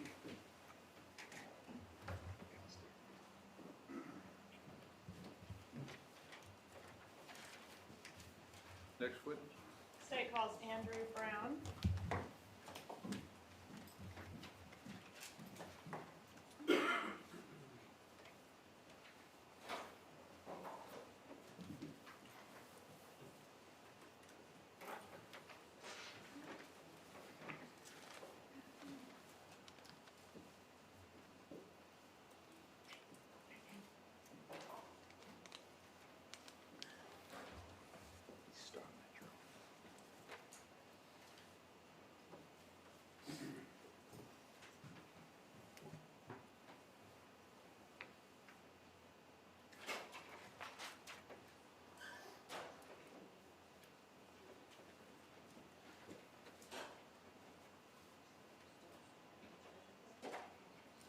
Come on up here, please, sir.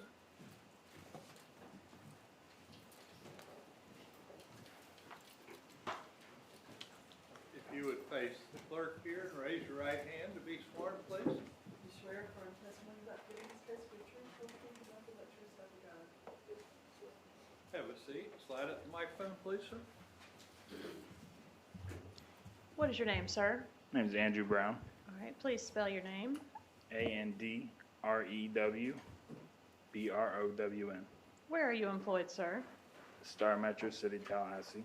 All right, is that the bus You system? can point that microphone up just a hair. We had a shorter witness there. So. Yes, ma'am. Go ahead.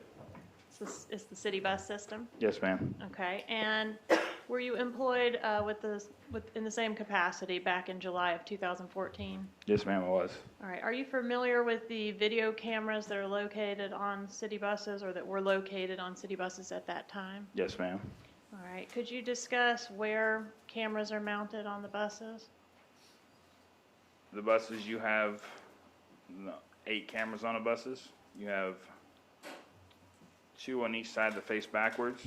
You have 1 that faces forward from the driver, so you can see it out in front. You have 1 facing on the driver, so you can see the fare box. You have 1 on the back door, and then you have 1 facing backwards. All right. And are these cameras running all the time, or do they get activated by motion? How do they work? Once you start the bus up, they're running. All right. And where is the data collected that's captured by these cameras? It's on a hard drive that's located on the bus. All right. And do you know approximately how long the data is stored on the hard drive of the bus? The cameras with the 9 camera system, about roughly 30 days.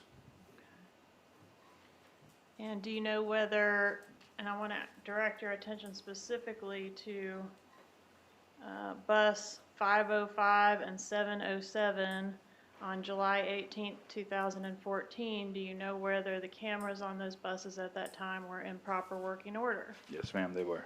And have you had an opportunity to review this, which I've marked as State's Exhibit 125? Yes, ma'am, those are my initials. Okay. And does this disc contain fair and accurate copies of the images collected by those buses on that date and time? Yes, ma'am, they do. Judge, at this time, I'd ask to move into evidence States 125. Any objection? None from the defense. No objection. All right, to be admitted. All right, Judge, I will reserve publication of this item, and I have no further questions. Cross. I'd like to play this video, Judge. I would object to the defense. It's moved into evidence. Play.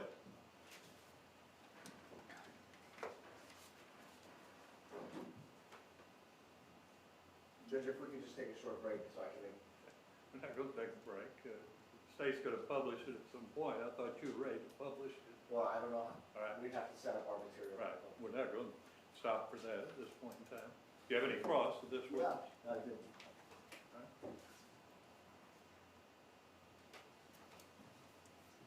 Mr. Brown, good afternoon. Good afternoon, how are you? I'm doing good. So I'm going to ask you a few quick questions. So the images that are captured here are videos, correct? Yes, ma'am. Okay. And it's a live streaming video, correct? Real time? Real time, yes. And so the videos are situated throughout the bus, from the front of the bus to the back of the bus, correct? Yes. And what is the purpose of the videos? Purpose for the videos in the bus is in case there was any sort of accident or incident on the bus, we're able to record and copy, give to police, or if there is a complaint on the bus driver, we're able to view and see if the complaint is valid or not. Now, what's the quality of the video? Is there like a specific level of quality that the video has? As in, I mean, it's not HDMI, it's not high def. Well, that's the question I had. Is it, what kind of resolution, if you have that knowledge, is the video? I don't have that knowledge. Now, the video that you have, these are your initials on this, sir, correct? Yes, sir. I'm sorry, let me finish the question, I'm sorry. Exhibit 125, your initials are AJB on this, correct? Yes, sir. And you've watched this video and you watched it with the government, correct? Yes, sir. You sat down in front of a computer with Ms. Kappelman? Was it Ms. Kappelman? No, ma'am. No, sir. It's okay, the facial hair, right. So you sat down with somebody from the state attorney's office, or was it a law Yes. enforcement officer? State investigator. Okay, so you sat down with a state investigator and they played the video for you? Yes, sir. Okay. And what did the video show you? It shows bus at the bus stop at McClay, I think it's McClay Boulevard and Thomasville Road. You see a Prius pass in front of it. As it goes forward, you can see the bus going to Thomasville Road going southbound. Yes, sir. The bus catches back up to the Prius, and you're able to see the Prius get into the left turn lane to make the left turn off of Thomasville Road onto Benton. To your recollection, are you able to see inside the Prius? As it's leaving, yes, you can see inside the Prius. Okay, and what do you see? You see 2 occupants, passenger kind of fidgety, wearing a white shirt. What about the driver? Not able to see the driver clearly. What about in the back seat? Not able to see the back seat.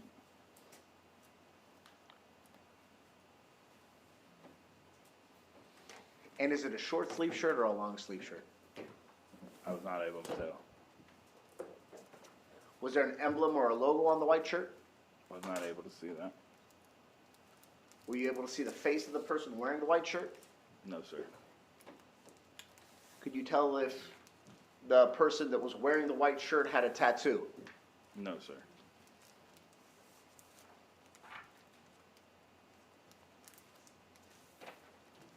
Could you tell if the person in the white shirt was holding anything? No, sir. How long do you see the image of the person wearing this white shirt? Roughly about 5 to 10 seconds. Now, 5 to 10 seconds is enough time. You would agree with me. Let's just go ahead and do it right now. So 5 seconds is starting now. That's about 5 seconds, correct? And during this time period, you say you see someone in the passenger seat wearing a white shirt. Yes. Are you able to make any kind of other descriptive, let me finish, sir, descriptive observations of this person in the passenger seat? No, sir. Now, this is which bus line? This is going to be the Dogwood route, which is now currently the K route. So the routes have changed since 2014 till currently, Yes. sir? Thank you. Now, is there another video that you see the Prius in, or is it just that one? Well, it's the 2 separate buses. It's all on that one disc. Okay. Now, one bus, as you said, captures it going one way, and the other bus captures it going another way, correct? Yes, sir. And in one video, you're unable to see, or I don't want to put words in your mouth, but would you agree with me that in one video, you're unable to make any determination as to any of the occupants of the vehicle? Yes, sir. And in another one, it's your testimony for 5 to 10 seconds, you see something that appears to be a white shirt, correct? Yes, sir. But no other specific factors that you can determine, right? You can't No, really sir. see anything else.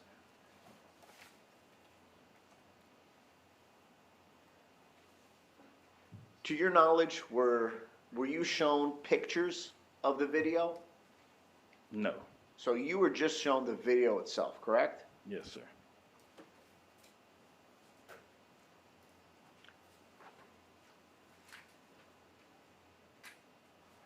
And to your knowledge, and this video itself is the original video with the original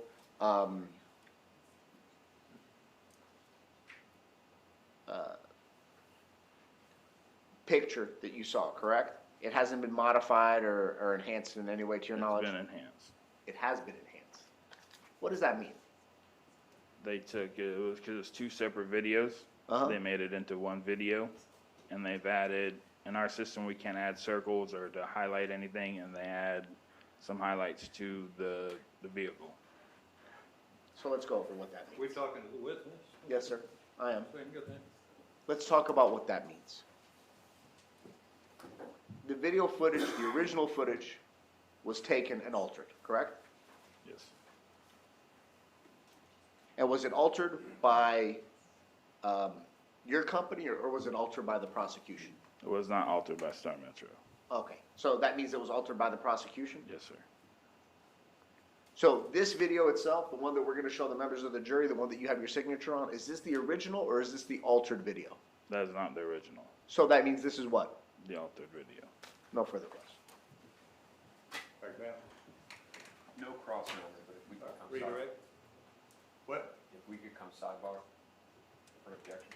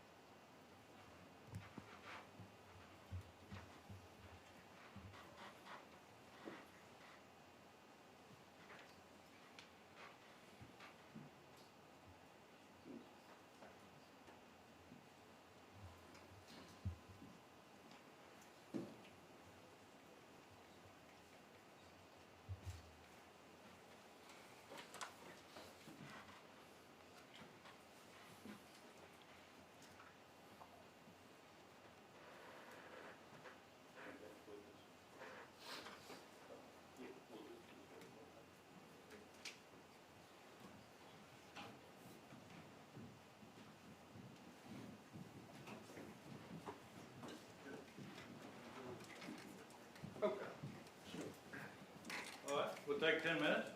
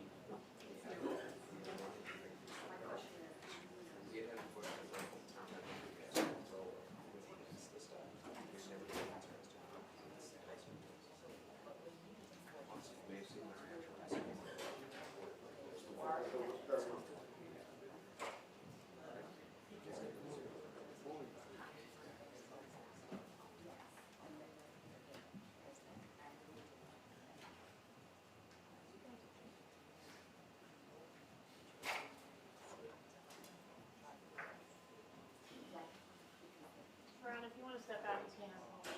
Get your back.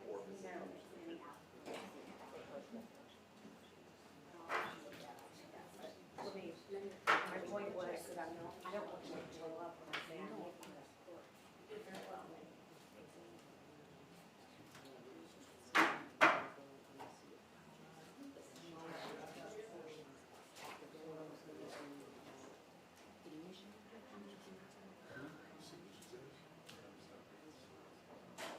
So some of the ones that we have introduced in those Okay, and that's, yeah, that's a whole different thing. But anything out of it we discussed before? I thought that would be a good conversation. Are we doing this today? That's awesome. Who's going to today?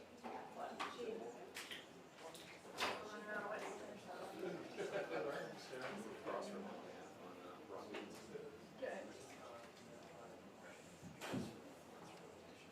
You know communication about Brett, just you don't see an issue with that? There's more. So it's just like all that's evidence and evidence. I mean, what do you look at?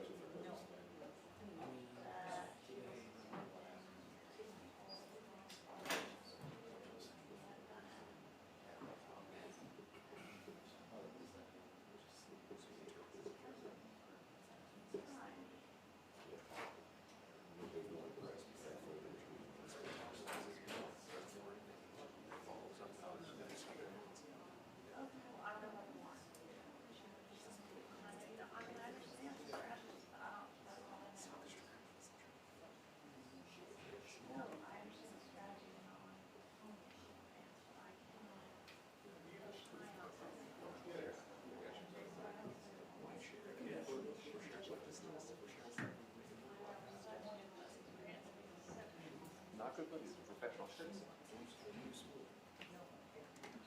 We beat each other up on the field, we got one at the game. You know what, I don't know how else to have this conversation.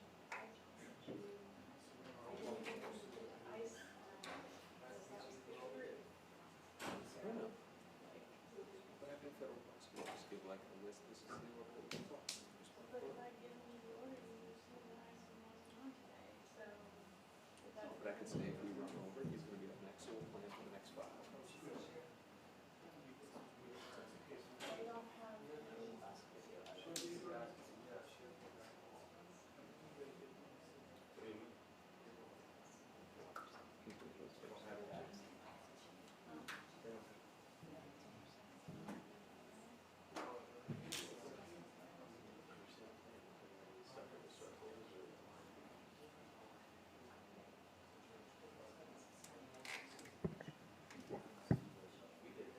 if you're listening, I love you.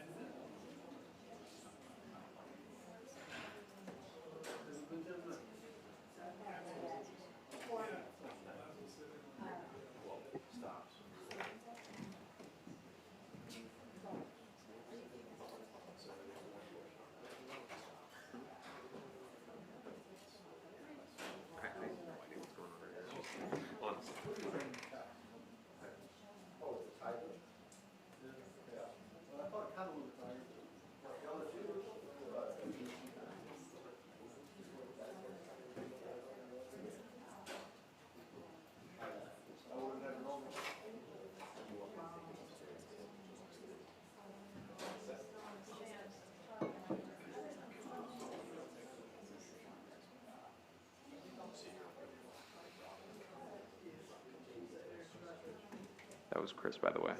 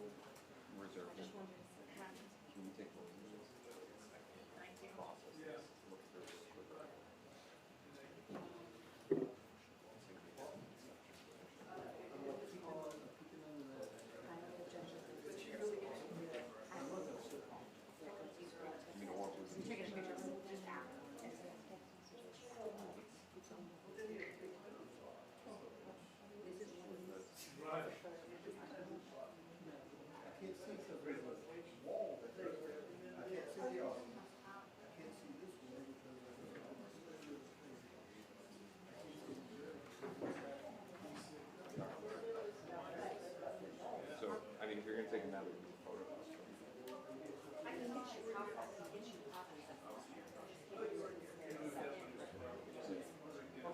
So we'll just leave the objection.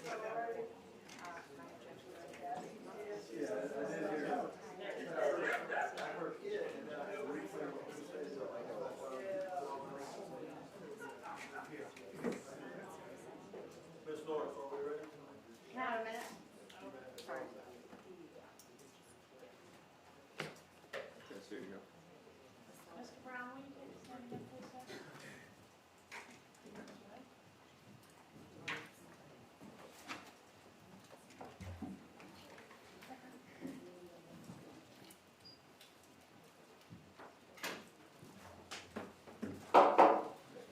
Board's back in session.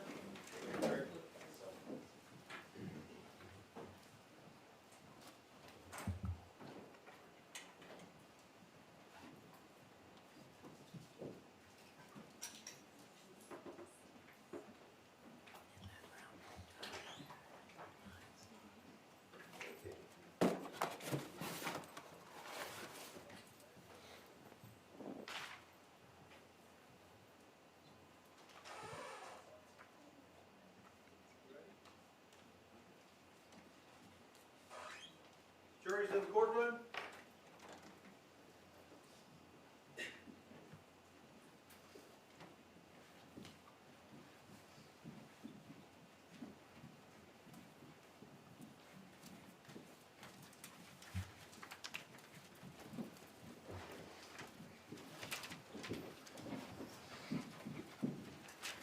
Everybody be seated, please. Ms.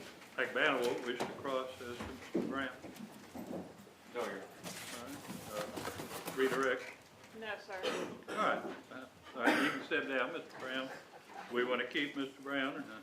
No, sir. It's free to go about his business. Y'all need him for any reason? No, you're. All right, you're excused.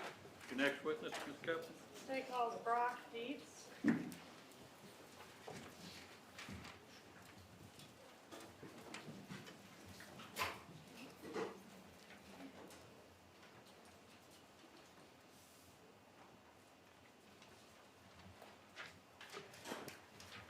So, I don't know who the juror was, but y'all did exactly right. If you need a break, just let us know. We'll take a break when you need to take one.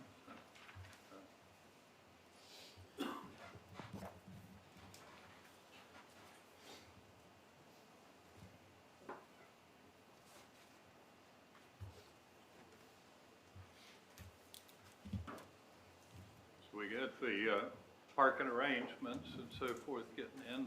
All right, court administration treating you okay? All right, let me know if there's a problem with that. But, all right, we've made some county employees are having to park elsewhere, so you all have a place to park. The tenured ones, right? Yeah, y'all got priority.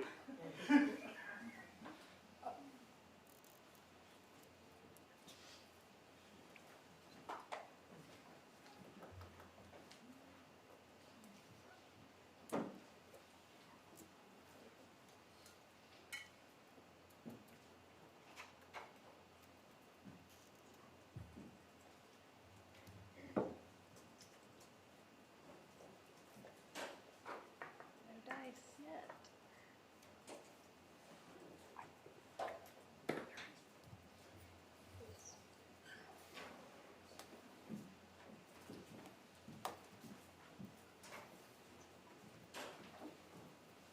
If you would face the clerk and be sworn, please, sir. You swear from testimony about giving this case to be truth, whole truth, and nothing but truth, so help you God? I do.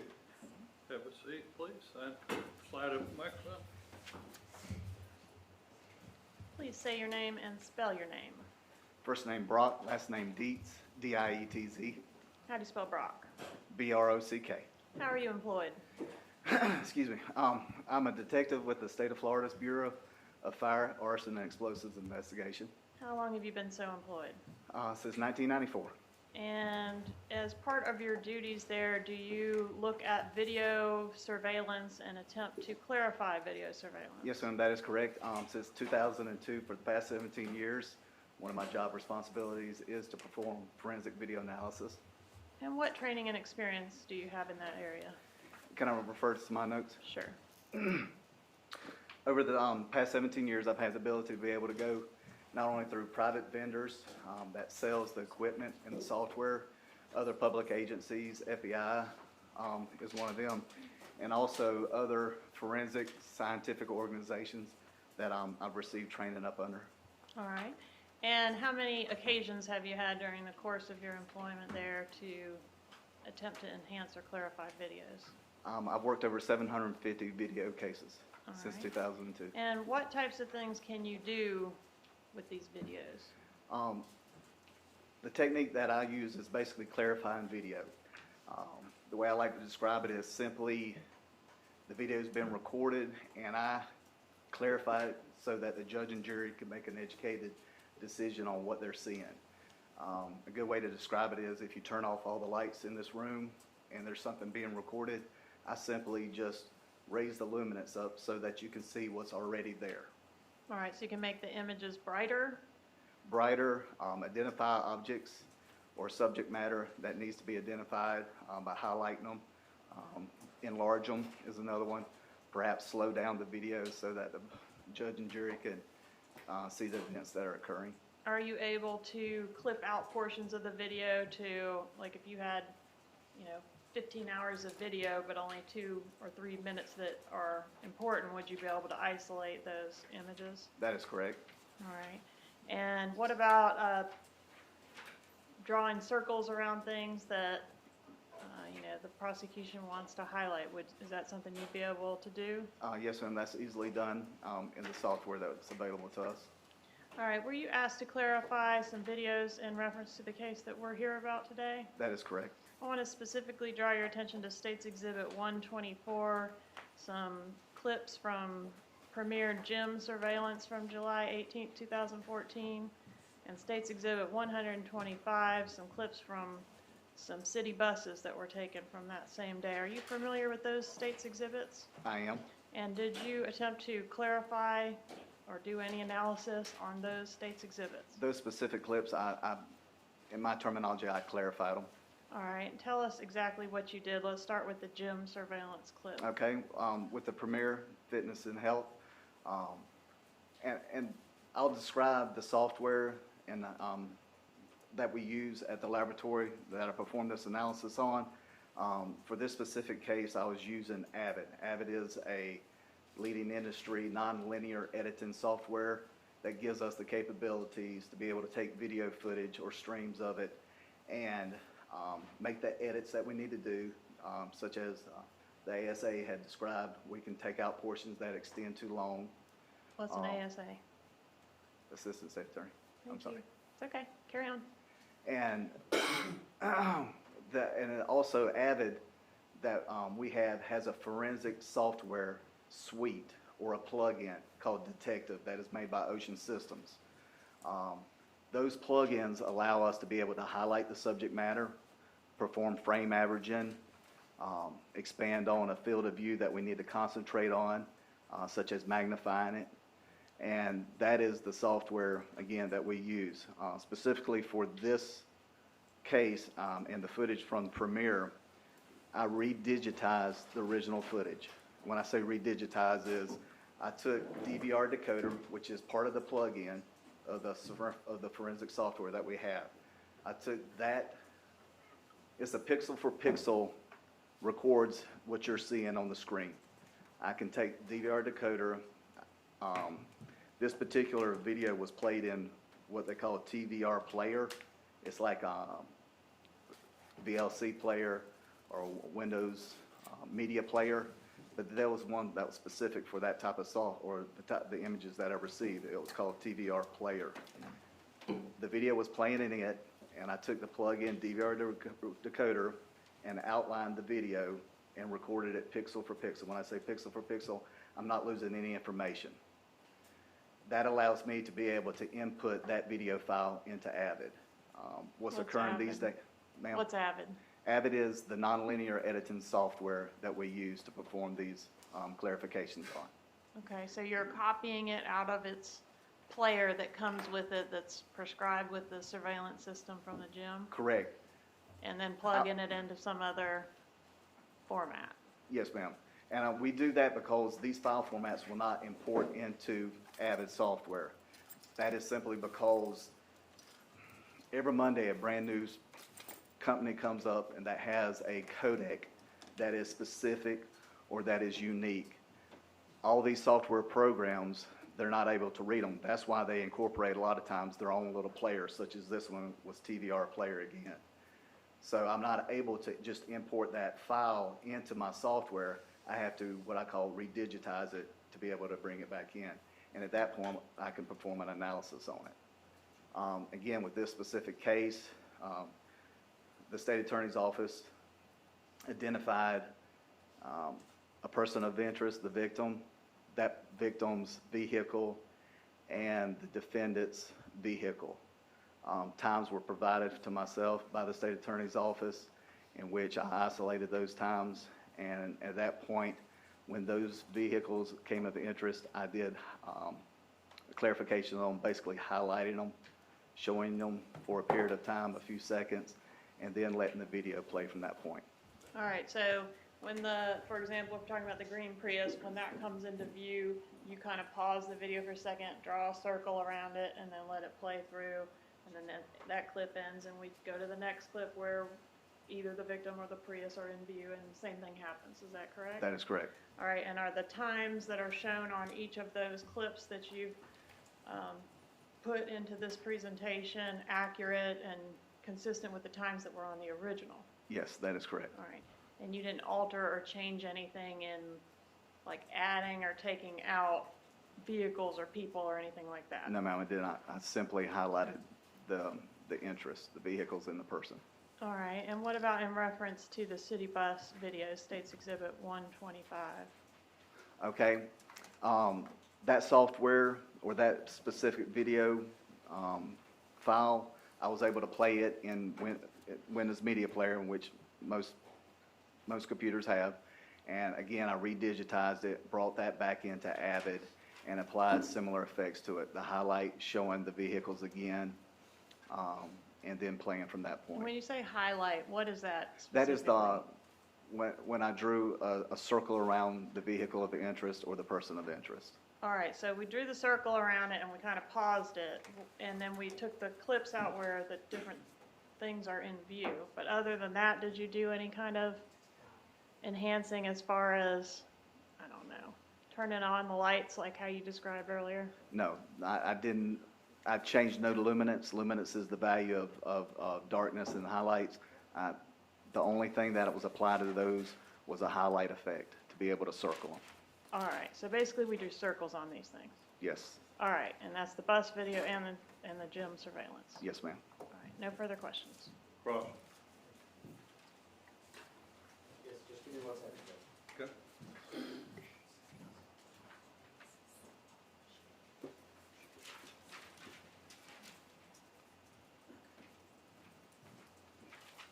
Detective Dietz, good afternoon. Good afternoon, sir.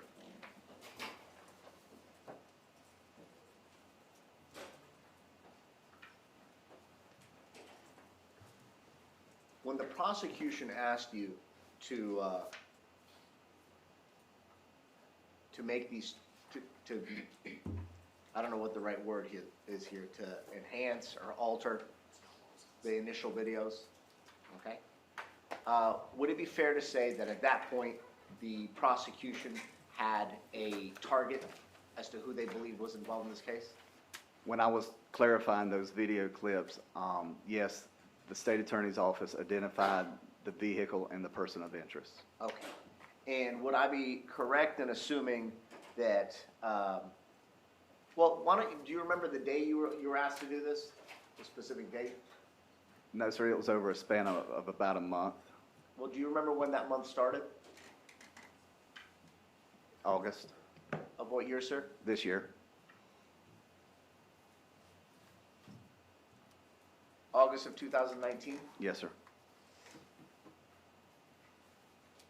So the government, the prosecution in this case approached you 5 years? Would that be about correct? The incident took place in July of 2014. You're aware of that, correct? Yes, sir, the state attorney's office approached me at that point. Prior to that, I did receive portions of the video from Tallahassee Police Department. And you know when you received those portions? What the date was? August the 5th, 2014.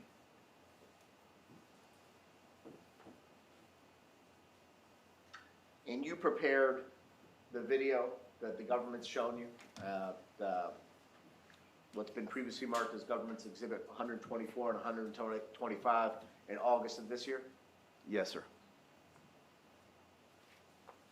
And how long does it take you to prepare these modifications? Depending on the length of time that's being asked, anywhere from I could accomplish it in a day to a week.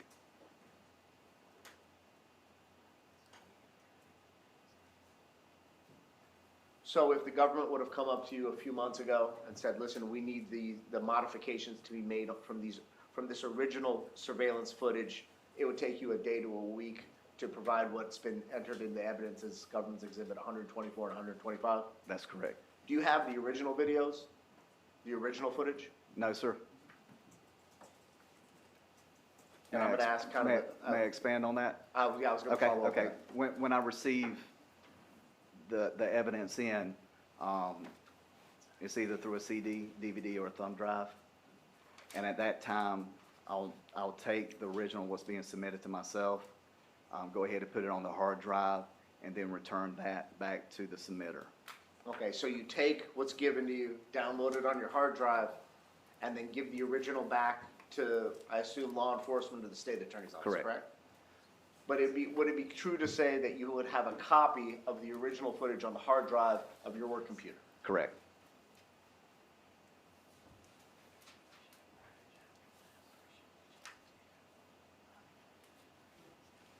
Do you do or make any kind of presentations where you do side-by-side analysis, where you do the original footage versus the altered footage, so a jury could see what you received versus what you're presenting to them?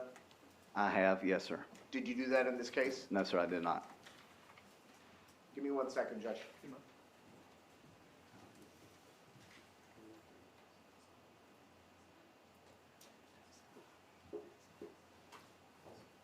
Detective Beets, you indicated that you conducted the enhancement or the alteration, or let me rephrase that. For what's been previously entered into evidence as government's exhibit 124 and 125, when did you provide the prosecution with that? You said August of 2019? The last copy was presented last week. Last week. And when you say last copy, is that a different edit versus the one previous to that? Correct. So you're constantly, or you've made multiple edits to the original? I've added things to I had the original video, and at the request of the state attorney's office, not new footage, but new awareness of the location of the vehicles or the person of interest have come about, and they've asked me to add that to my other clarifications. And what was the most recent awareness, or what did they ask you to do most recently? There was additional, may I refer to my notes? Of course you can, sir.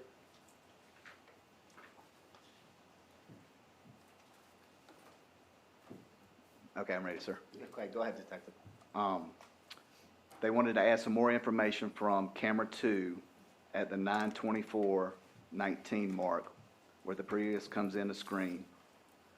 At that time, they also asked me to eliminate some of the victim sitting in the car, because I believe the victim stayed in his car at that point for 5 minutes.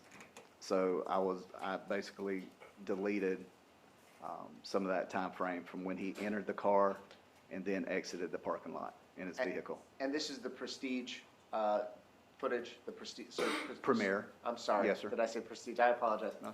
It's it's long in the day and I didn't get coffee for lunch. So from the Premier Fitness, this That is is what you're referencing to? And from August 5th in 2014 to August 1st, the latest alteration that you made to the surveillance, how many times do you think that you have gone through the original footage and made alterations to it? Take your time, look at your report. Let me know when you're ready. 5 times.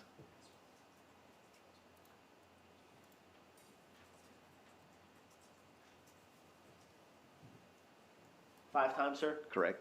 And would it be correct in me assuming that or whatever work that you have done has been at the direction of the state attorney? That is correct.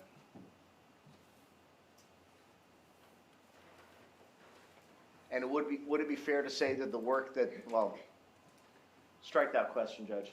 I'm not going to ask the question I was going to ask. Give me 1 second, Your Honor, if I may.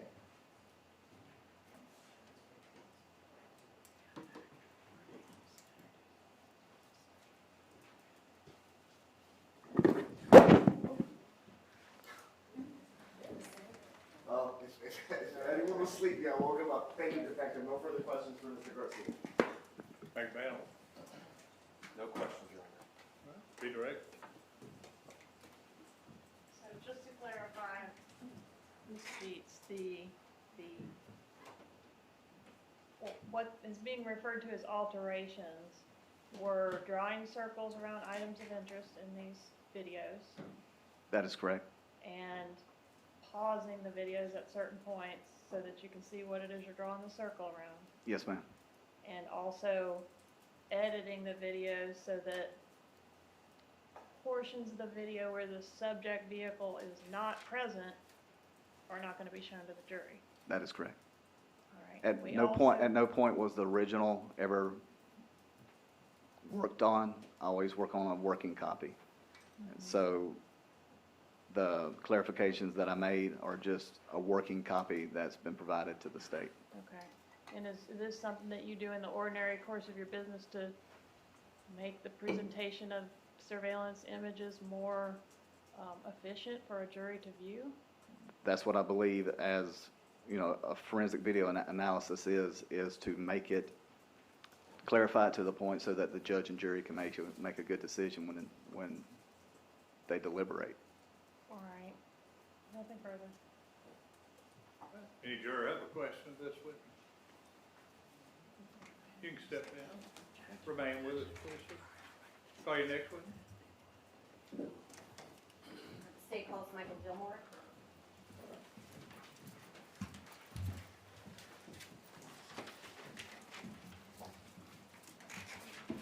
Judge, can we approach while she's getting that witness? Okay.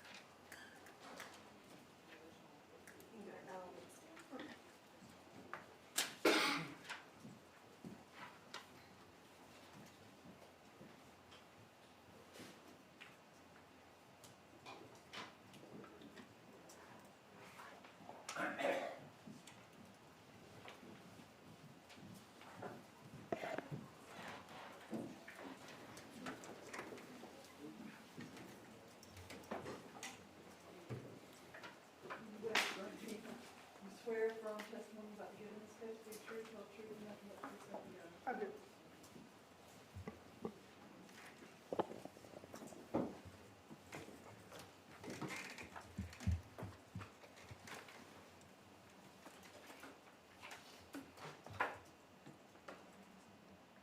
May I inquire? You mind? Good afternoon. Good afternoon. Can you introduce yourself to the members of the jury and spell your first and your last name? Certainly. My name is Investigator Mike Dillmore, the Tallahassee Police Department. It's Mike, M-I-K-E, Dillmore, D-I-L-M-O-R-E. And how are you employed at the Tallahassee Police Department? I'm an investigator and I do digital forensics. Can you give us a little bit of information about your educational background? Sure, I have a bachelor's degree in criminology and a bachelor's degree in education as well. You said you do digital forensics. What Correct. does that mean? Digital forensics is basically the process of acquiring and then examining electronic data with the ultimate goal of preserving any evidence in its original form, so without changing any evidence. And how long have you been doing digital forensics? About 8.5 years. Did you have to receive any kind of specialized training to teach you how to extract data from electronic Yes, ma'am. devices? I've had probably about 1,400 hours of training in computer-related courses, and a little over 1,000 of that has been specifically for digital forensics. How many of the 1,400? I didn't hear you. A little over 1,000, I believe. And are you a member of any professional organizations that? The deal with International digital- Association of Computer Investigative Specialists, it's called IASIS. Yes, ma'am. And if you could just wait until I'm done asking my questions so the court reporter can make sure she gets our questions and answers. I apologize. It's okay. In addition to the training that you've received, as well as the memberships you have, do you have any real-life, on-the-job experience in digital forensics? Yes, ma'am. That's what I do every day, 8.5 years. I don't do anything else but digital forensics at the police department. And have you ever testified in court with respect to that subject matter? Yes, ma'am. About how many times? Approximately 20. Are you familiar with what the cloud is? Yes, ma'am. What is the cloud?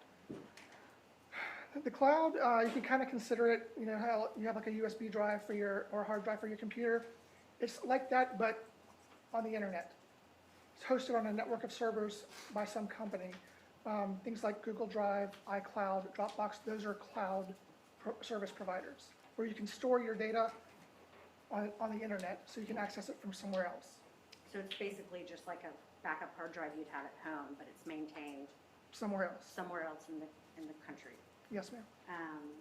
And how do you create the ability to have your own cloud? Certainly. You create an account with whoever you want to do it, whether it be Google or Apple or Dropbox. And then once you create that account, you can log in from pretty much anywhere and access your data. Where is it? And you said this is the data you're accessing that's located somewhere else Correct. in the world. And different companies provide different clouds. You mentioned like Dropbox. Apple has the iCloud. Is that right? Yes, ma'am. And can the cloud like sync amongst all your different devices? Yes, ma'am. And how so? So take iCloud, for example. If you have an Apple ID, you log in, say with your iPhone, and then it syncs to iCloud, and then let's say you have an iPad as well. If you log in with the same Apple ID and set it up for syncing, then you can have the same data from your iPhone on your tablet as well. Can you also then go in and decide what types of data you want synced? For example, if I have an Apple iPhone and then I also have a tablet at home, I can choose whether I want to sync photos, for example, or contents, or really Yes. anything. Yes, ma'am. And the user can control what is synced and backed up on the cloud. That's correct. Let's say that law enforcement wants to get a hold of someone's iCloud. How would they go about doing that? Getting the contents of their cloud. Right. You send legal process to Apple. What is legal process? Search warrant. Is that a search warrant that like a court would sign off on a probable cause affidavit? That's correct. In this particular case, did TPD issue a legal demand or a search warrant to Apple for the contents of a Charlie Adelson's iCloud? Yes, ma'am. And did did Apple respond with the contents of Charlie Adelson's iCloud? Yes, ma'am, they did. And how does that response get provided to law enforcement? In this case, it was provided on a USB drive, and then from there, I took that information onto my computer and started examining it. Okay, so you received the information on a USB drive, like a flash drive. Yes, ma'am. And then how do you go about, and you did get that drive in this case. Yes, ma'am. What do you do from there? Okay. In this case, when we first got it, I pulled it into a program called FTK, Forensic Toolkit. It's a program that we use typically for computer forensics, and was able to extract or decode the information, create a report and provide that to the investigator. Okay. I'm going to interrupt you because you went ahead of. I'm sorry. What you get exactly from Apple, Right? what does that look like? Can you open it up and read it exactly the way that it is? I see. It's a zip file, and it's not typically in a readable, human-readable format. You have to use a program to be able to see all of the data. And and I'm sorry, I believe you said that the first type of program that you used to try to make it more readable was the FTK report? Yes, ma'am. What is it? What is that? FTK? The forensic toolkit. Right, it's a software program made by Access Data. And basically, like I said, we typically use it for computer forensics, but we can also pull in other types of data, such as data from iCloud or other things as well, to decode the information so that it's easier to read for us. And what does the forensic toolkit give you once you ran the data originally from Apple through the toolkit? Right, I created a report that contained the data that it decoded. Did you perform any other types of extraction or devices or any other programs that you ran this information from Apple through to make it more readable, Yes, ma'am. digestible? What was Yes, that? ma'am, I did. I used another program called Celebrite, Physical Analyzer. It's a software made by the company Celebrite. I pulled the contents of the zip file into Celebrite. It decoded the data. And Celebrite's typically used for mobile forensics, so this was kind of perfect, bringing that mobile data from the iCloud into Celebrite. And this Celebrite program, is that something that's a commonly used tool by law enforcement? Yes, ma'am. And you know how to use that program? Yes, ma'am. So you have an FTK report and then you also have the Celebrite report. Correct. Do either of those programs that you're running this original data from Apple through, do they change the contents in any way? No, ma'am. They don't add anything to it or subtract anything from the iCloud? That's correct. It decodes what it's programmed to be able to code, whether that's contacts, call logs, text messages, pictures, videos, etc. Do these programs in any way organize the data so that you can go to a specific category of information you might want to look at and Yes, ma'am, and that's the purpose of them, so that it's a lot easier for us to read. So Celebrite in specific would sort these things into the contacts, where we can pull open the tab and see just the contacts, or pull open the call logs and see just the call logs, all the way through.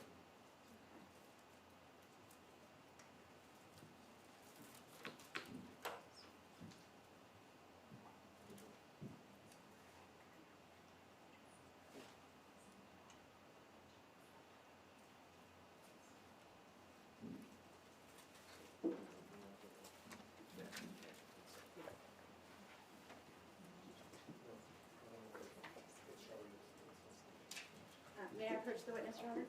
Your minute.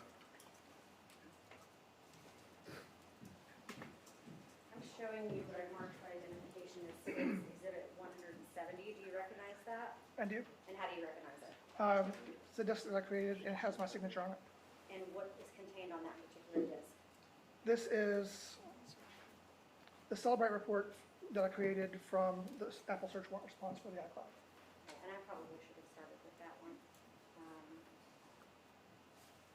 show you next, State's Exhibit 171 for identification. Do you recognize that disc? I do. And what's contained on that? This is the actual zip file that we recovered. I made a copy of it, put it on this disk, and it has my signature on it. So that is the exact response from Apple to your search warrant for Charlie Wilson's iCloud. Yes, ma'am. And the 170, excuse me, Your Honor, that we just looked at, that was after it had been run through the Celebrite report. Correct. And finally, I'm going to show you State's Exhibit 172. Do you recognize that? I do. What is it? This is the FTK report from the Apple search warrant response. And all of these discs you created yourself from the original evidence that you created? That's correct. And you initialed them all with your signature? I did.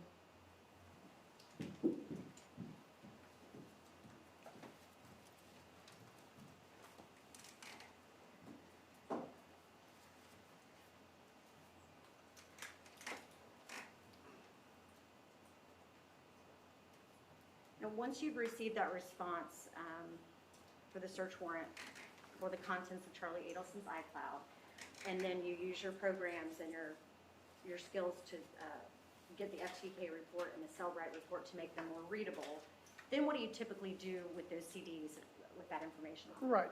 Whether it's a CD, DVD, Blu-ray, whatever. I don't typically know all the details of the case investigator does, so I typically give those reports to the case investigator to go through to determine what's relevant to their case. So you don't typically review them for relevancy or evidence that you think may be of value to a particular investigation? That's correct. Okay, nevertheless, did I ask you to go through certain areas of Charlie Adelson's iCloud and basically look for certain text messages between Charlie Adelson and Katherine Magbanua? Yes, ma'am. And did you in fact do that? I did. May I approach, Your Honor? You may.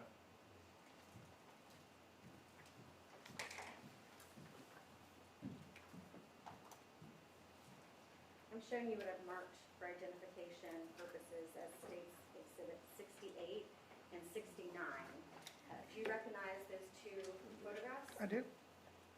And how do you recognize them? These are pictures that were in the images. Remember how it decodes it into certain categories under images. These two pictures were in there. Sorry.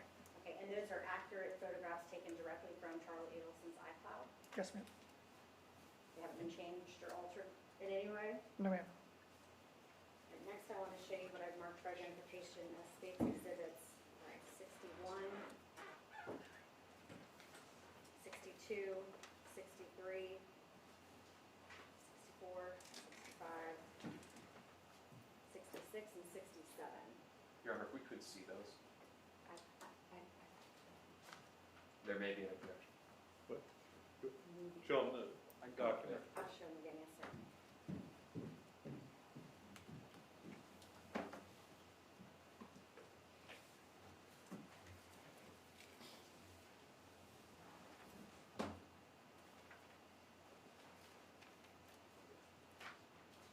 You object to 61, 62.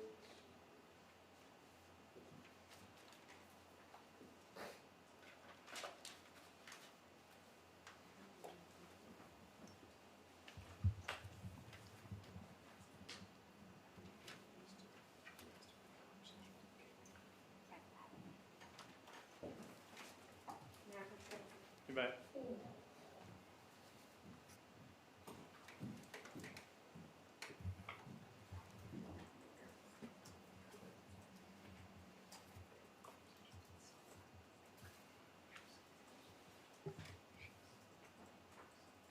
Sorry, they're out of order. So States Exhibit 61 through 67, do you recognize those items?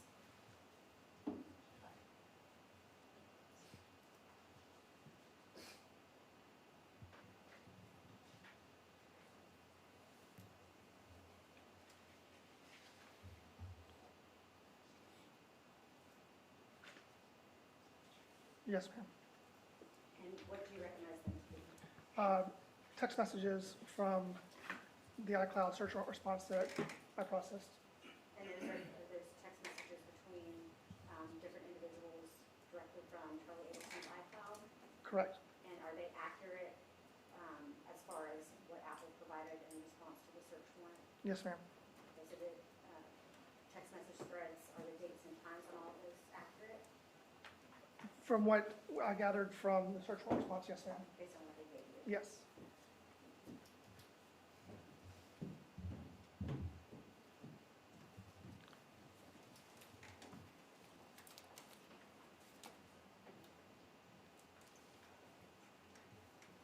Based on your review of Charlie Adelson's iCloud contents, did the phone number 786-564-1312 appear in the iCloud? Objection, hearsay. Overruled. Yes, ma'am. And how was that phone number 786-564-1312 labeled? How is it what? Labeled. Don't answer the question, please. Labeled. Objection. What goes that for?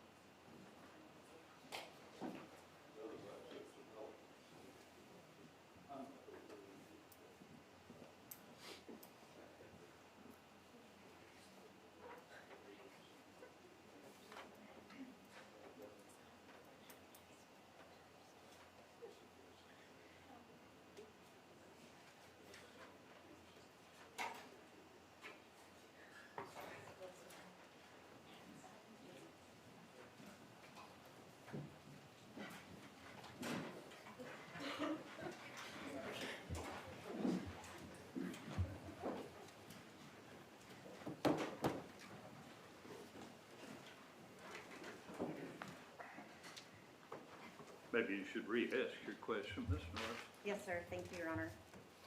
I'm going to go back one step. Is the phone number 786-564-1312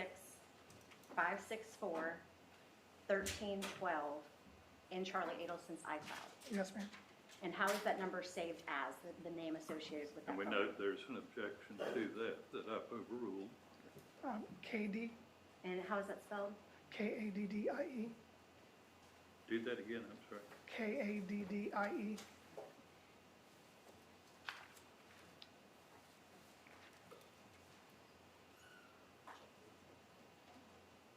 All right, thank you. I have no further questions. Cross. Garcia. Nothing from Mr. Garcia. Magbanua. Briefly. Investigator, good to see you again. You too, sir. You're gonna have to explain this to me like I'm a child. So, I've got an iPhone. Yes, sir. Somewhere up there is all my data. My contacts, my emails, my text messages, my multimedia messages. Those are ones with photos and videos. They are. My notes, my reminders, all of that stuff, right? If those are the things that you've chosen to sync on your phone, they're not up there. They're on a network of servers somewhere. All right, Yes. so it's not actually on the phone, it's somewhere, it's not actually up in a cloud. It's stored somewhere in But Cupertino, it's still on your phone as well. but it's also on the cloud, is what you're saying. Correct. All right. So I'm able to look at all that data through my phone because there's software in the phone that will organize it. That's correct. There's a contacts icon, there's a text message icon, there's a call log icon. That's how I can navigate through it, right? Yes, sir. Now, these programs, you send a subpoena. Now, you didn't send the subpoena in this case, though, did you? The search warrant, no, sir, I did not. That was Investigator Sherry Bennett. Correct. But you get the stuff back. Correct. You get a dongle, is that the USB drive. USB drive? So you get that back and it's got all the data. The data that I get from the cloud onto my phone, you get that data for Charles Adelson. Correct. The data that was synced, yes. But you don't have a phone to interpret it. Correct, that's why I use my software. That's what FTK and Celebrite does. That's correct. Celebrite's a little bit more advanced though, right? In regards to mobile forensics, yes, sir.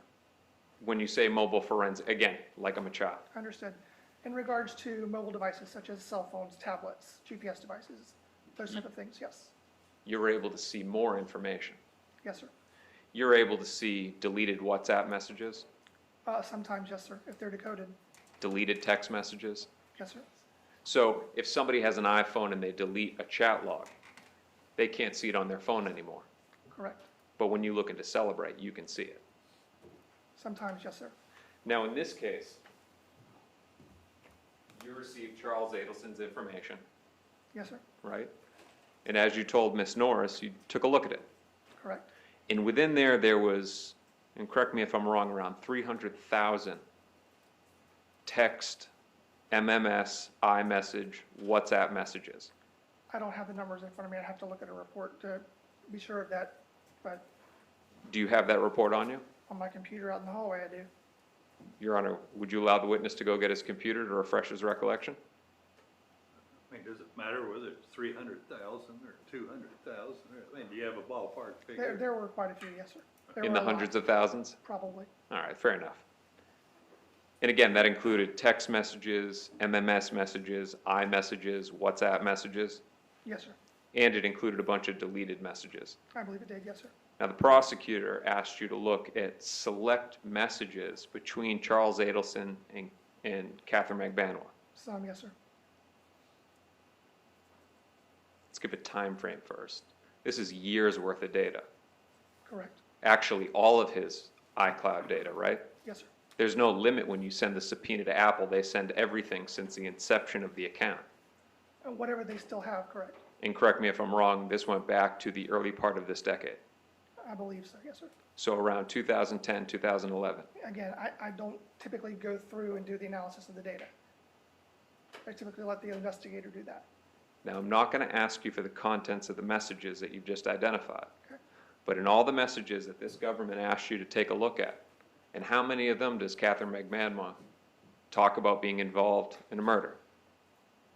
I don't, and the ones that she asked me to look at, Yes. none.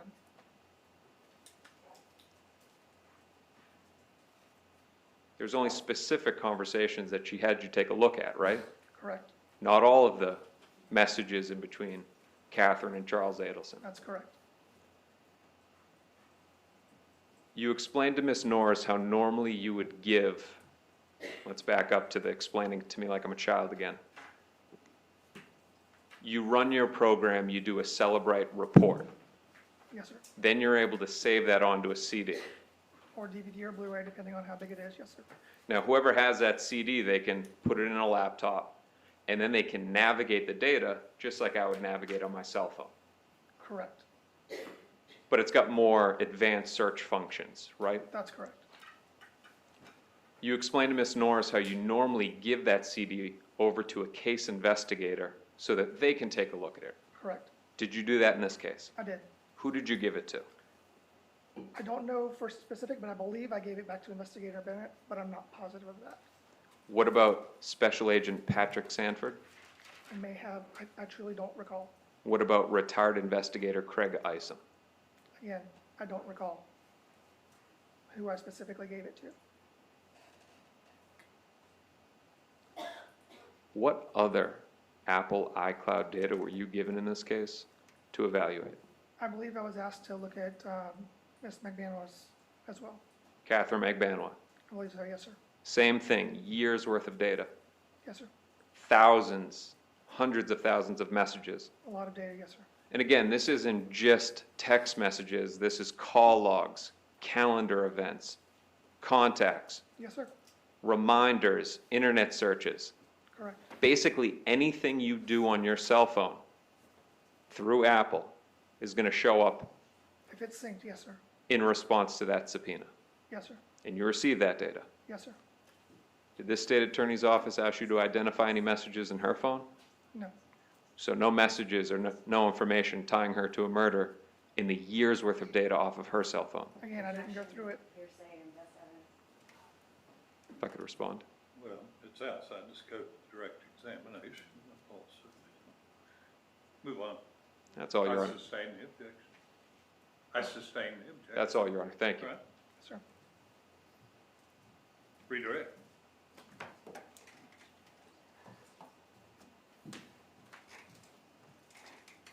Investigator Gilmore, were there many investigators at the Tallahassee Police Department and the FBI working on this case? Yes, ma'am. And did y'all spread the tasks amongst different individuals on different roles you would take on in this homicide Yes, ma'am. investigation? Okay. All right, thank you. I have no further questions. Thank you. You can step down. We need to keep him further. Yes, Your Honor. Do you want him retained? Yes, sir. All right. You remain under the rule of sequestration. Investigator, can he go about his business? Yes, You sir. want to say? Okay. Did you have another brief witness? Yes, sir. The state calls, yes, thank you. State calls Investigator Marcia Rodriguez. Okay.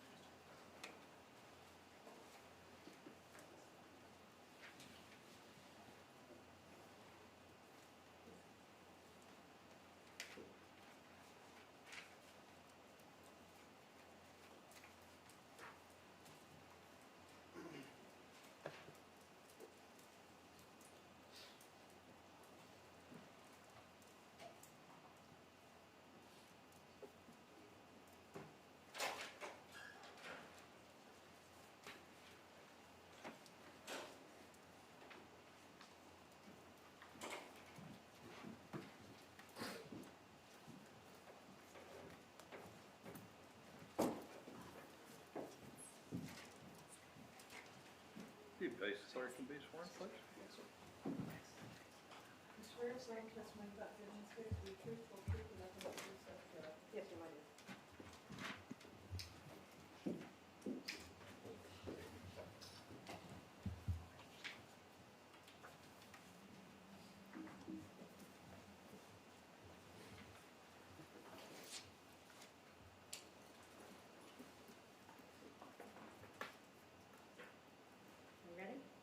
one more second, please.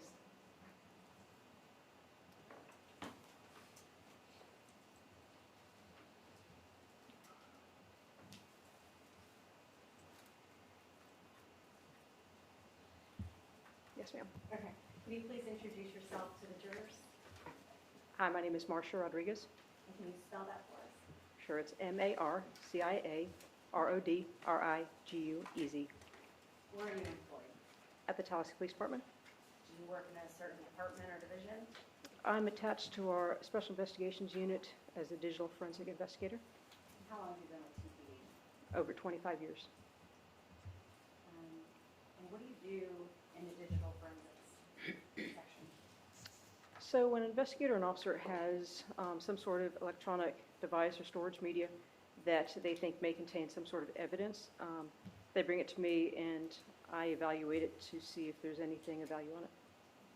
How many, when you say electronic devices that you're analyzing for any Put evidence that of- microphone back in front of you, would you please, Ms. Norris? Yes, sir. When you say you're examining like items of evidence to see if there's anything you want to pull off of them, like a cell phone, could that be any electronic device, a cell phone, a tablet, a laptop? Yes, ma'am. Okay. And approximately how many electronic devices have you extracted information off of? I've worked on over 1,000 phones. Okay. And do you use different kind of programs to extract that data? Yes, ma'am. What types of programs do you use? The primary program that we use is Celebrite. We use a couple other ones, but that is our primary tool. And you trained on how to use that tool? Yes, ma'am. Did you perform a digital extraction or a Cellbrite on a phone belonging to Wendy Adelson? Yes, ma'am. And do you recall what type of phone that was? It was an iPhone 4. Apple. Apple iPhone 4? Yes, ma'am. When you perform a Cellbrite extraction on a phone, does it change any of the contents inside of the phone itself? No, ma'am, it does not. Okay. Why would you do a Cellbrite extraction rather than just looking through the phone? So one of the things that we do is we make sure that we don't alter the device that we get. We try and keep in the state that it's originally found in. And so if we manipulate and kind of flip through pictures and text messages, stuff like that, we may change something. Also, one of the things that we use a forensic tool for is so that we may, if something's been deleted, if something's, if there's a hidden file that the user can't see or they've hidden from view, we may not see it. So we use these tools, and sometimes the tools are able to gather that information for us.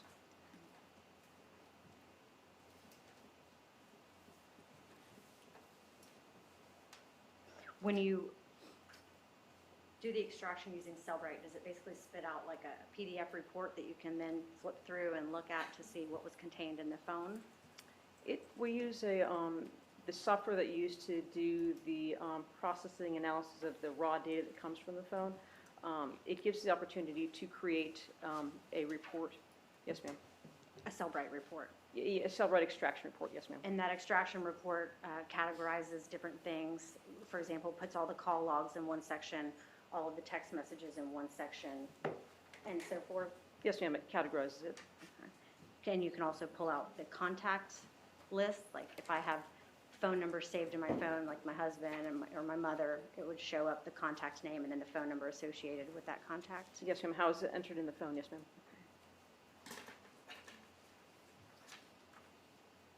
May I approach, Your Honor? You bet. Showing you what I've previously shown defense counsel. And marked for identification as State's Exhibit 126. Do you recognize what that item is? Yes, ma'am. This is the disk that I placed, the report that I created, the Cellbrite report for Ms. Adelson phone. And that is an accurate Cellbrite report directly from Wendy Adelson's iPhone? Yes, ma'am. You didn't make any changes to it? No, ma'am. And do you recognize that disk because you initialed it underneath the pretty label that we put on top? Yes, ma'am. All right, this time I'd offer State's Exhibit 126. Is there objection? Yes, Your Honor, sidebar. Okay.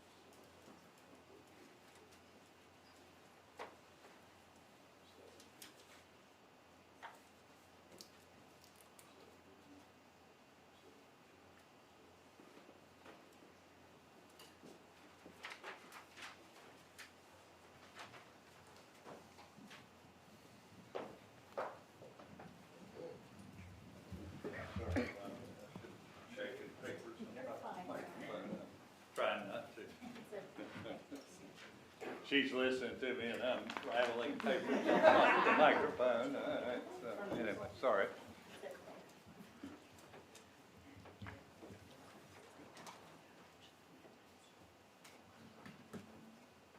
So I've admitted, I believe the correct numbers are 70, 71, 72, and 74 over objection. Do I have the numbers correct, Ms. Norris? Yes, sir, 70, 71, 72, and 74. Okay, probably need to get the witness to identify those items. May I approach you? You may. I'm going to show you first State's Exhibit 70, and what is contained in this particular exhibit. It looks like a, two different contacts from the report that I created.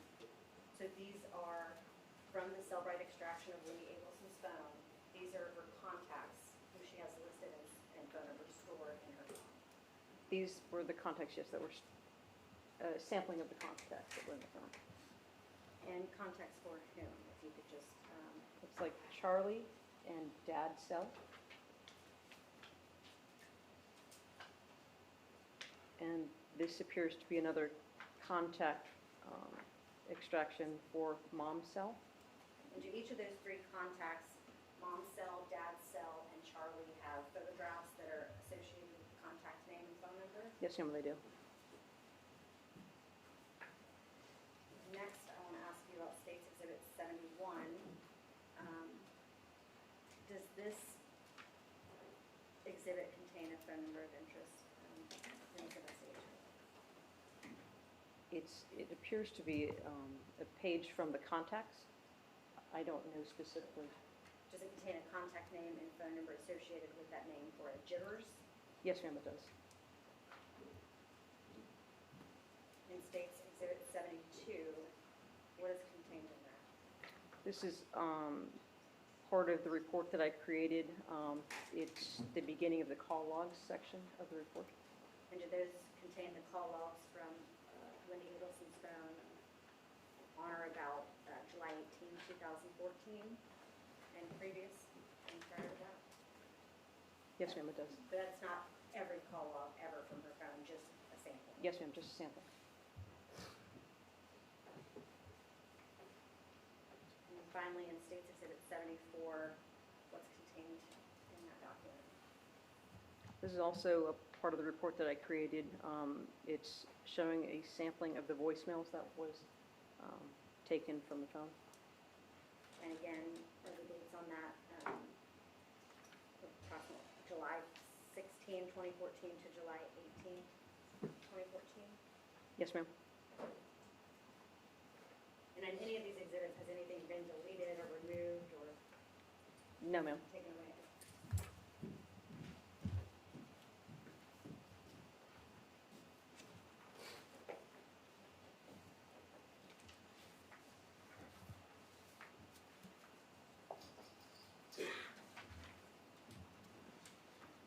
I'm not sure if I asked you this yet, but when you do the extraction, the Cellbrite extraction report, does it tell you the phone number for the phone you're extracting data from? This report did. The extraction listed the phone number for the phone that I extracted, this Apple iPhone, as 954-803-0079.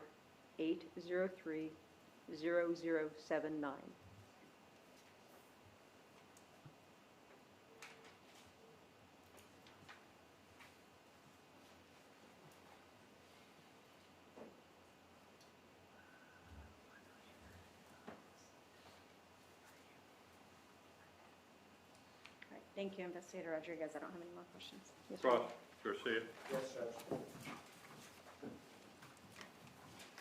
Good afternoon, investigator. How are you? Good afternoon, I'm well, thank you. One of the points that you were discussing during your discussions with the government was that you were concerned when you transfer the data that you don't want to manipulate any of the photos or any of the data, correct? That's correct. And that's because the original photographs or videos, you don't want them to be manipulated or altered, correct? Yes, sir. Thank you. Magbanua. No Garcia. Any redirect? No, Your Honor. All right, any juror have a question of this witness? All right, you may sit down. Do we need to keep her further? No, Judge, not for Mr. Garcia. Not for Ms. Magbanua, Your Honor. I would like to keep her under subpoena, but she can go about it. You remain under the rules, sequestration investigator. Yes, sir. All right, be a good time to break. Just what y'all had in mind. Captain? Judge, may we approach?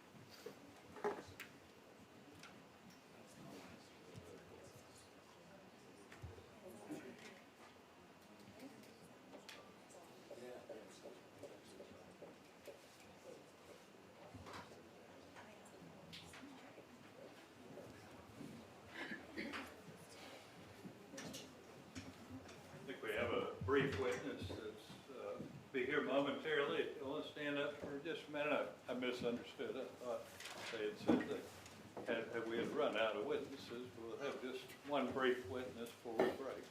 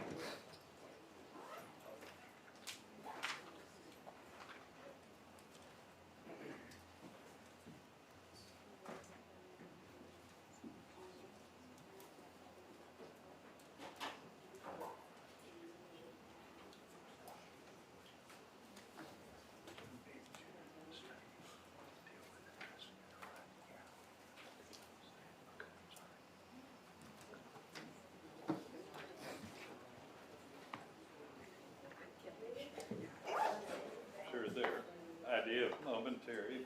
Yeah.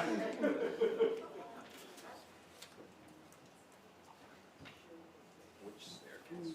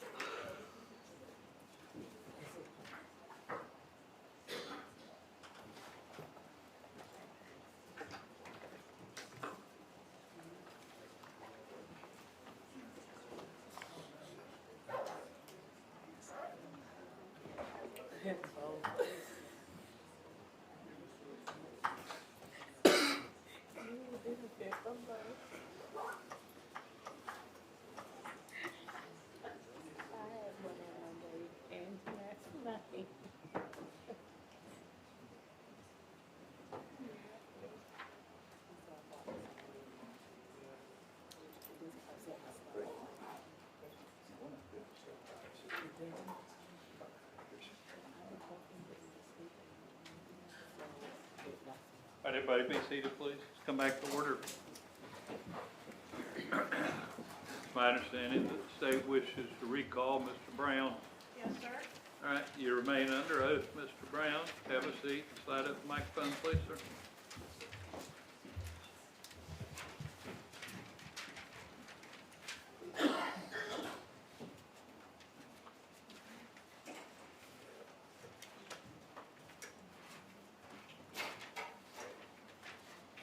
Mr. Brown, I'm holding in my hand a thumb drive, which I'm going to figure out how to mark as State's Exhibit 173. Have you had an opportunity to review the contents of this thumb drive? Yes, ma'am. And did you do that since you previously testified just an hour or so ago? Yes, ma'am. All right, and does this thumb drive fairly and accurately capture the original footage from the bus, the two buses that are in question during the times we talked about in this case? Yes, ma'am, it does. All right, so the footage on here isn't in smaller clips, it's the whole thing, right?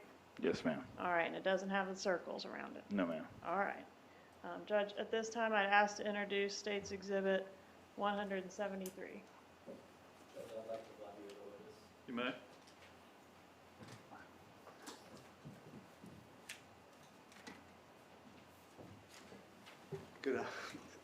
Good afternoon again, sir. So this apparatus, how do you know that this is the original? I watched as they downloaded it. I'm sorry? I watched as they put it on there. Okay. You watched as they, and when you say they, you mean the government, correct? Yes, sir. Okay. And you watched as they downloaded what? The clips of the buses. Okay, and was that from the original information that you gave them, or was this from their computer? That was from their computer. Okay, so the question I'm asking you is, when they came and they originally subpoenaed and got your disk, correct? Yes, sir. I'm sorry? Yes. Okay, so let me ask it this way. When the government sent you a subpoena for this data, did you provide it on a CD? Yes, sir. Okay. Did you see that CD upstairs? No, sir. Okay. Would I be correct in saying that the government had an icon on a computer which they downloaded to this zip drive and they told you that this was the original, correct? Yes. But I viewed it. I'm sorry? I viewed it. Okay. But are you certain that this is the same footage that you provided them in 2014? Yes, sir. I'm satisfied, Judge. Magbanua. No, nothing, Your Honor. Any redirect? No, sir. All right, 173, is there objection to 173? No, Judge. State's Exhibit 173 will be admitted. All right, you can step down. We excuse Mr. Brown now. We may, yes, All right, thank you. anybody need him? Again. No, Your Honor. All right, you're excused, Mr. Brown. All right, we good stopping point? Yes, Your Honor. All right. We've got a little more work to do, but probably be a good place for us to stop with y'all. Don't listen to any media accounts. Don't read the newspaper. Don't talk to anybody about the case. Just leave your notes where they are. Be back at 8:45 in the morning so we can give you a chance to get in the door, and then we can start promptly at 9 o'clock. If you're a person that's time challenged, shoot to be a little bit earlier than that, all right? So, you know, if you are or you're not, some people just have a problem with time. We'll see y'all in the morning. Have a good evening.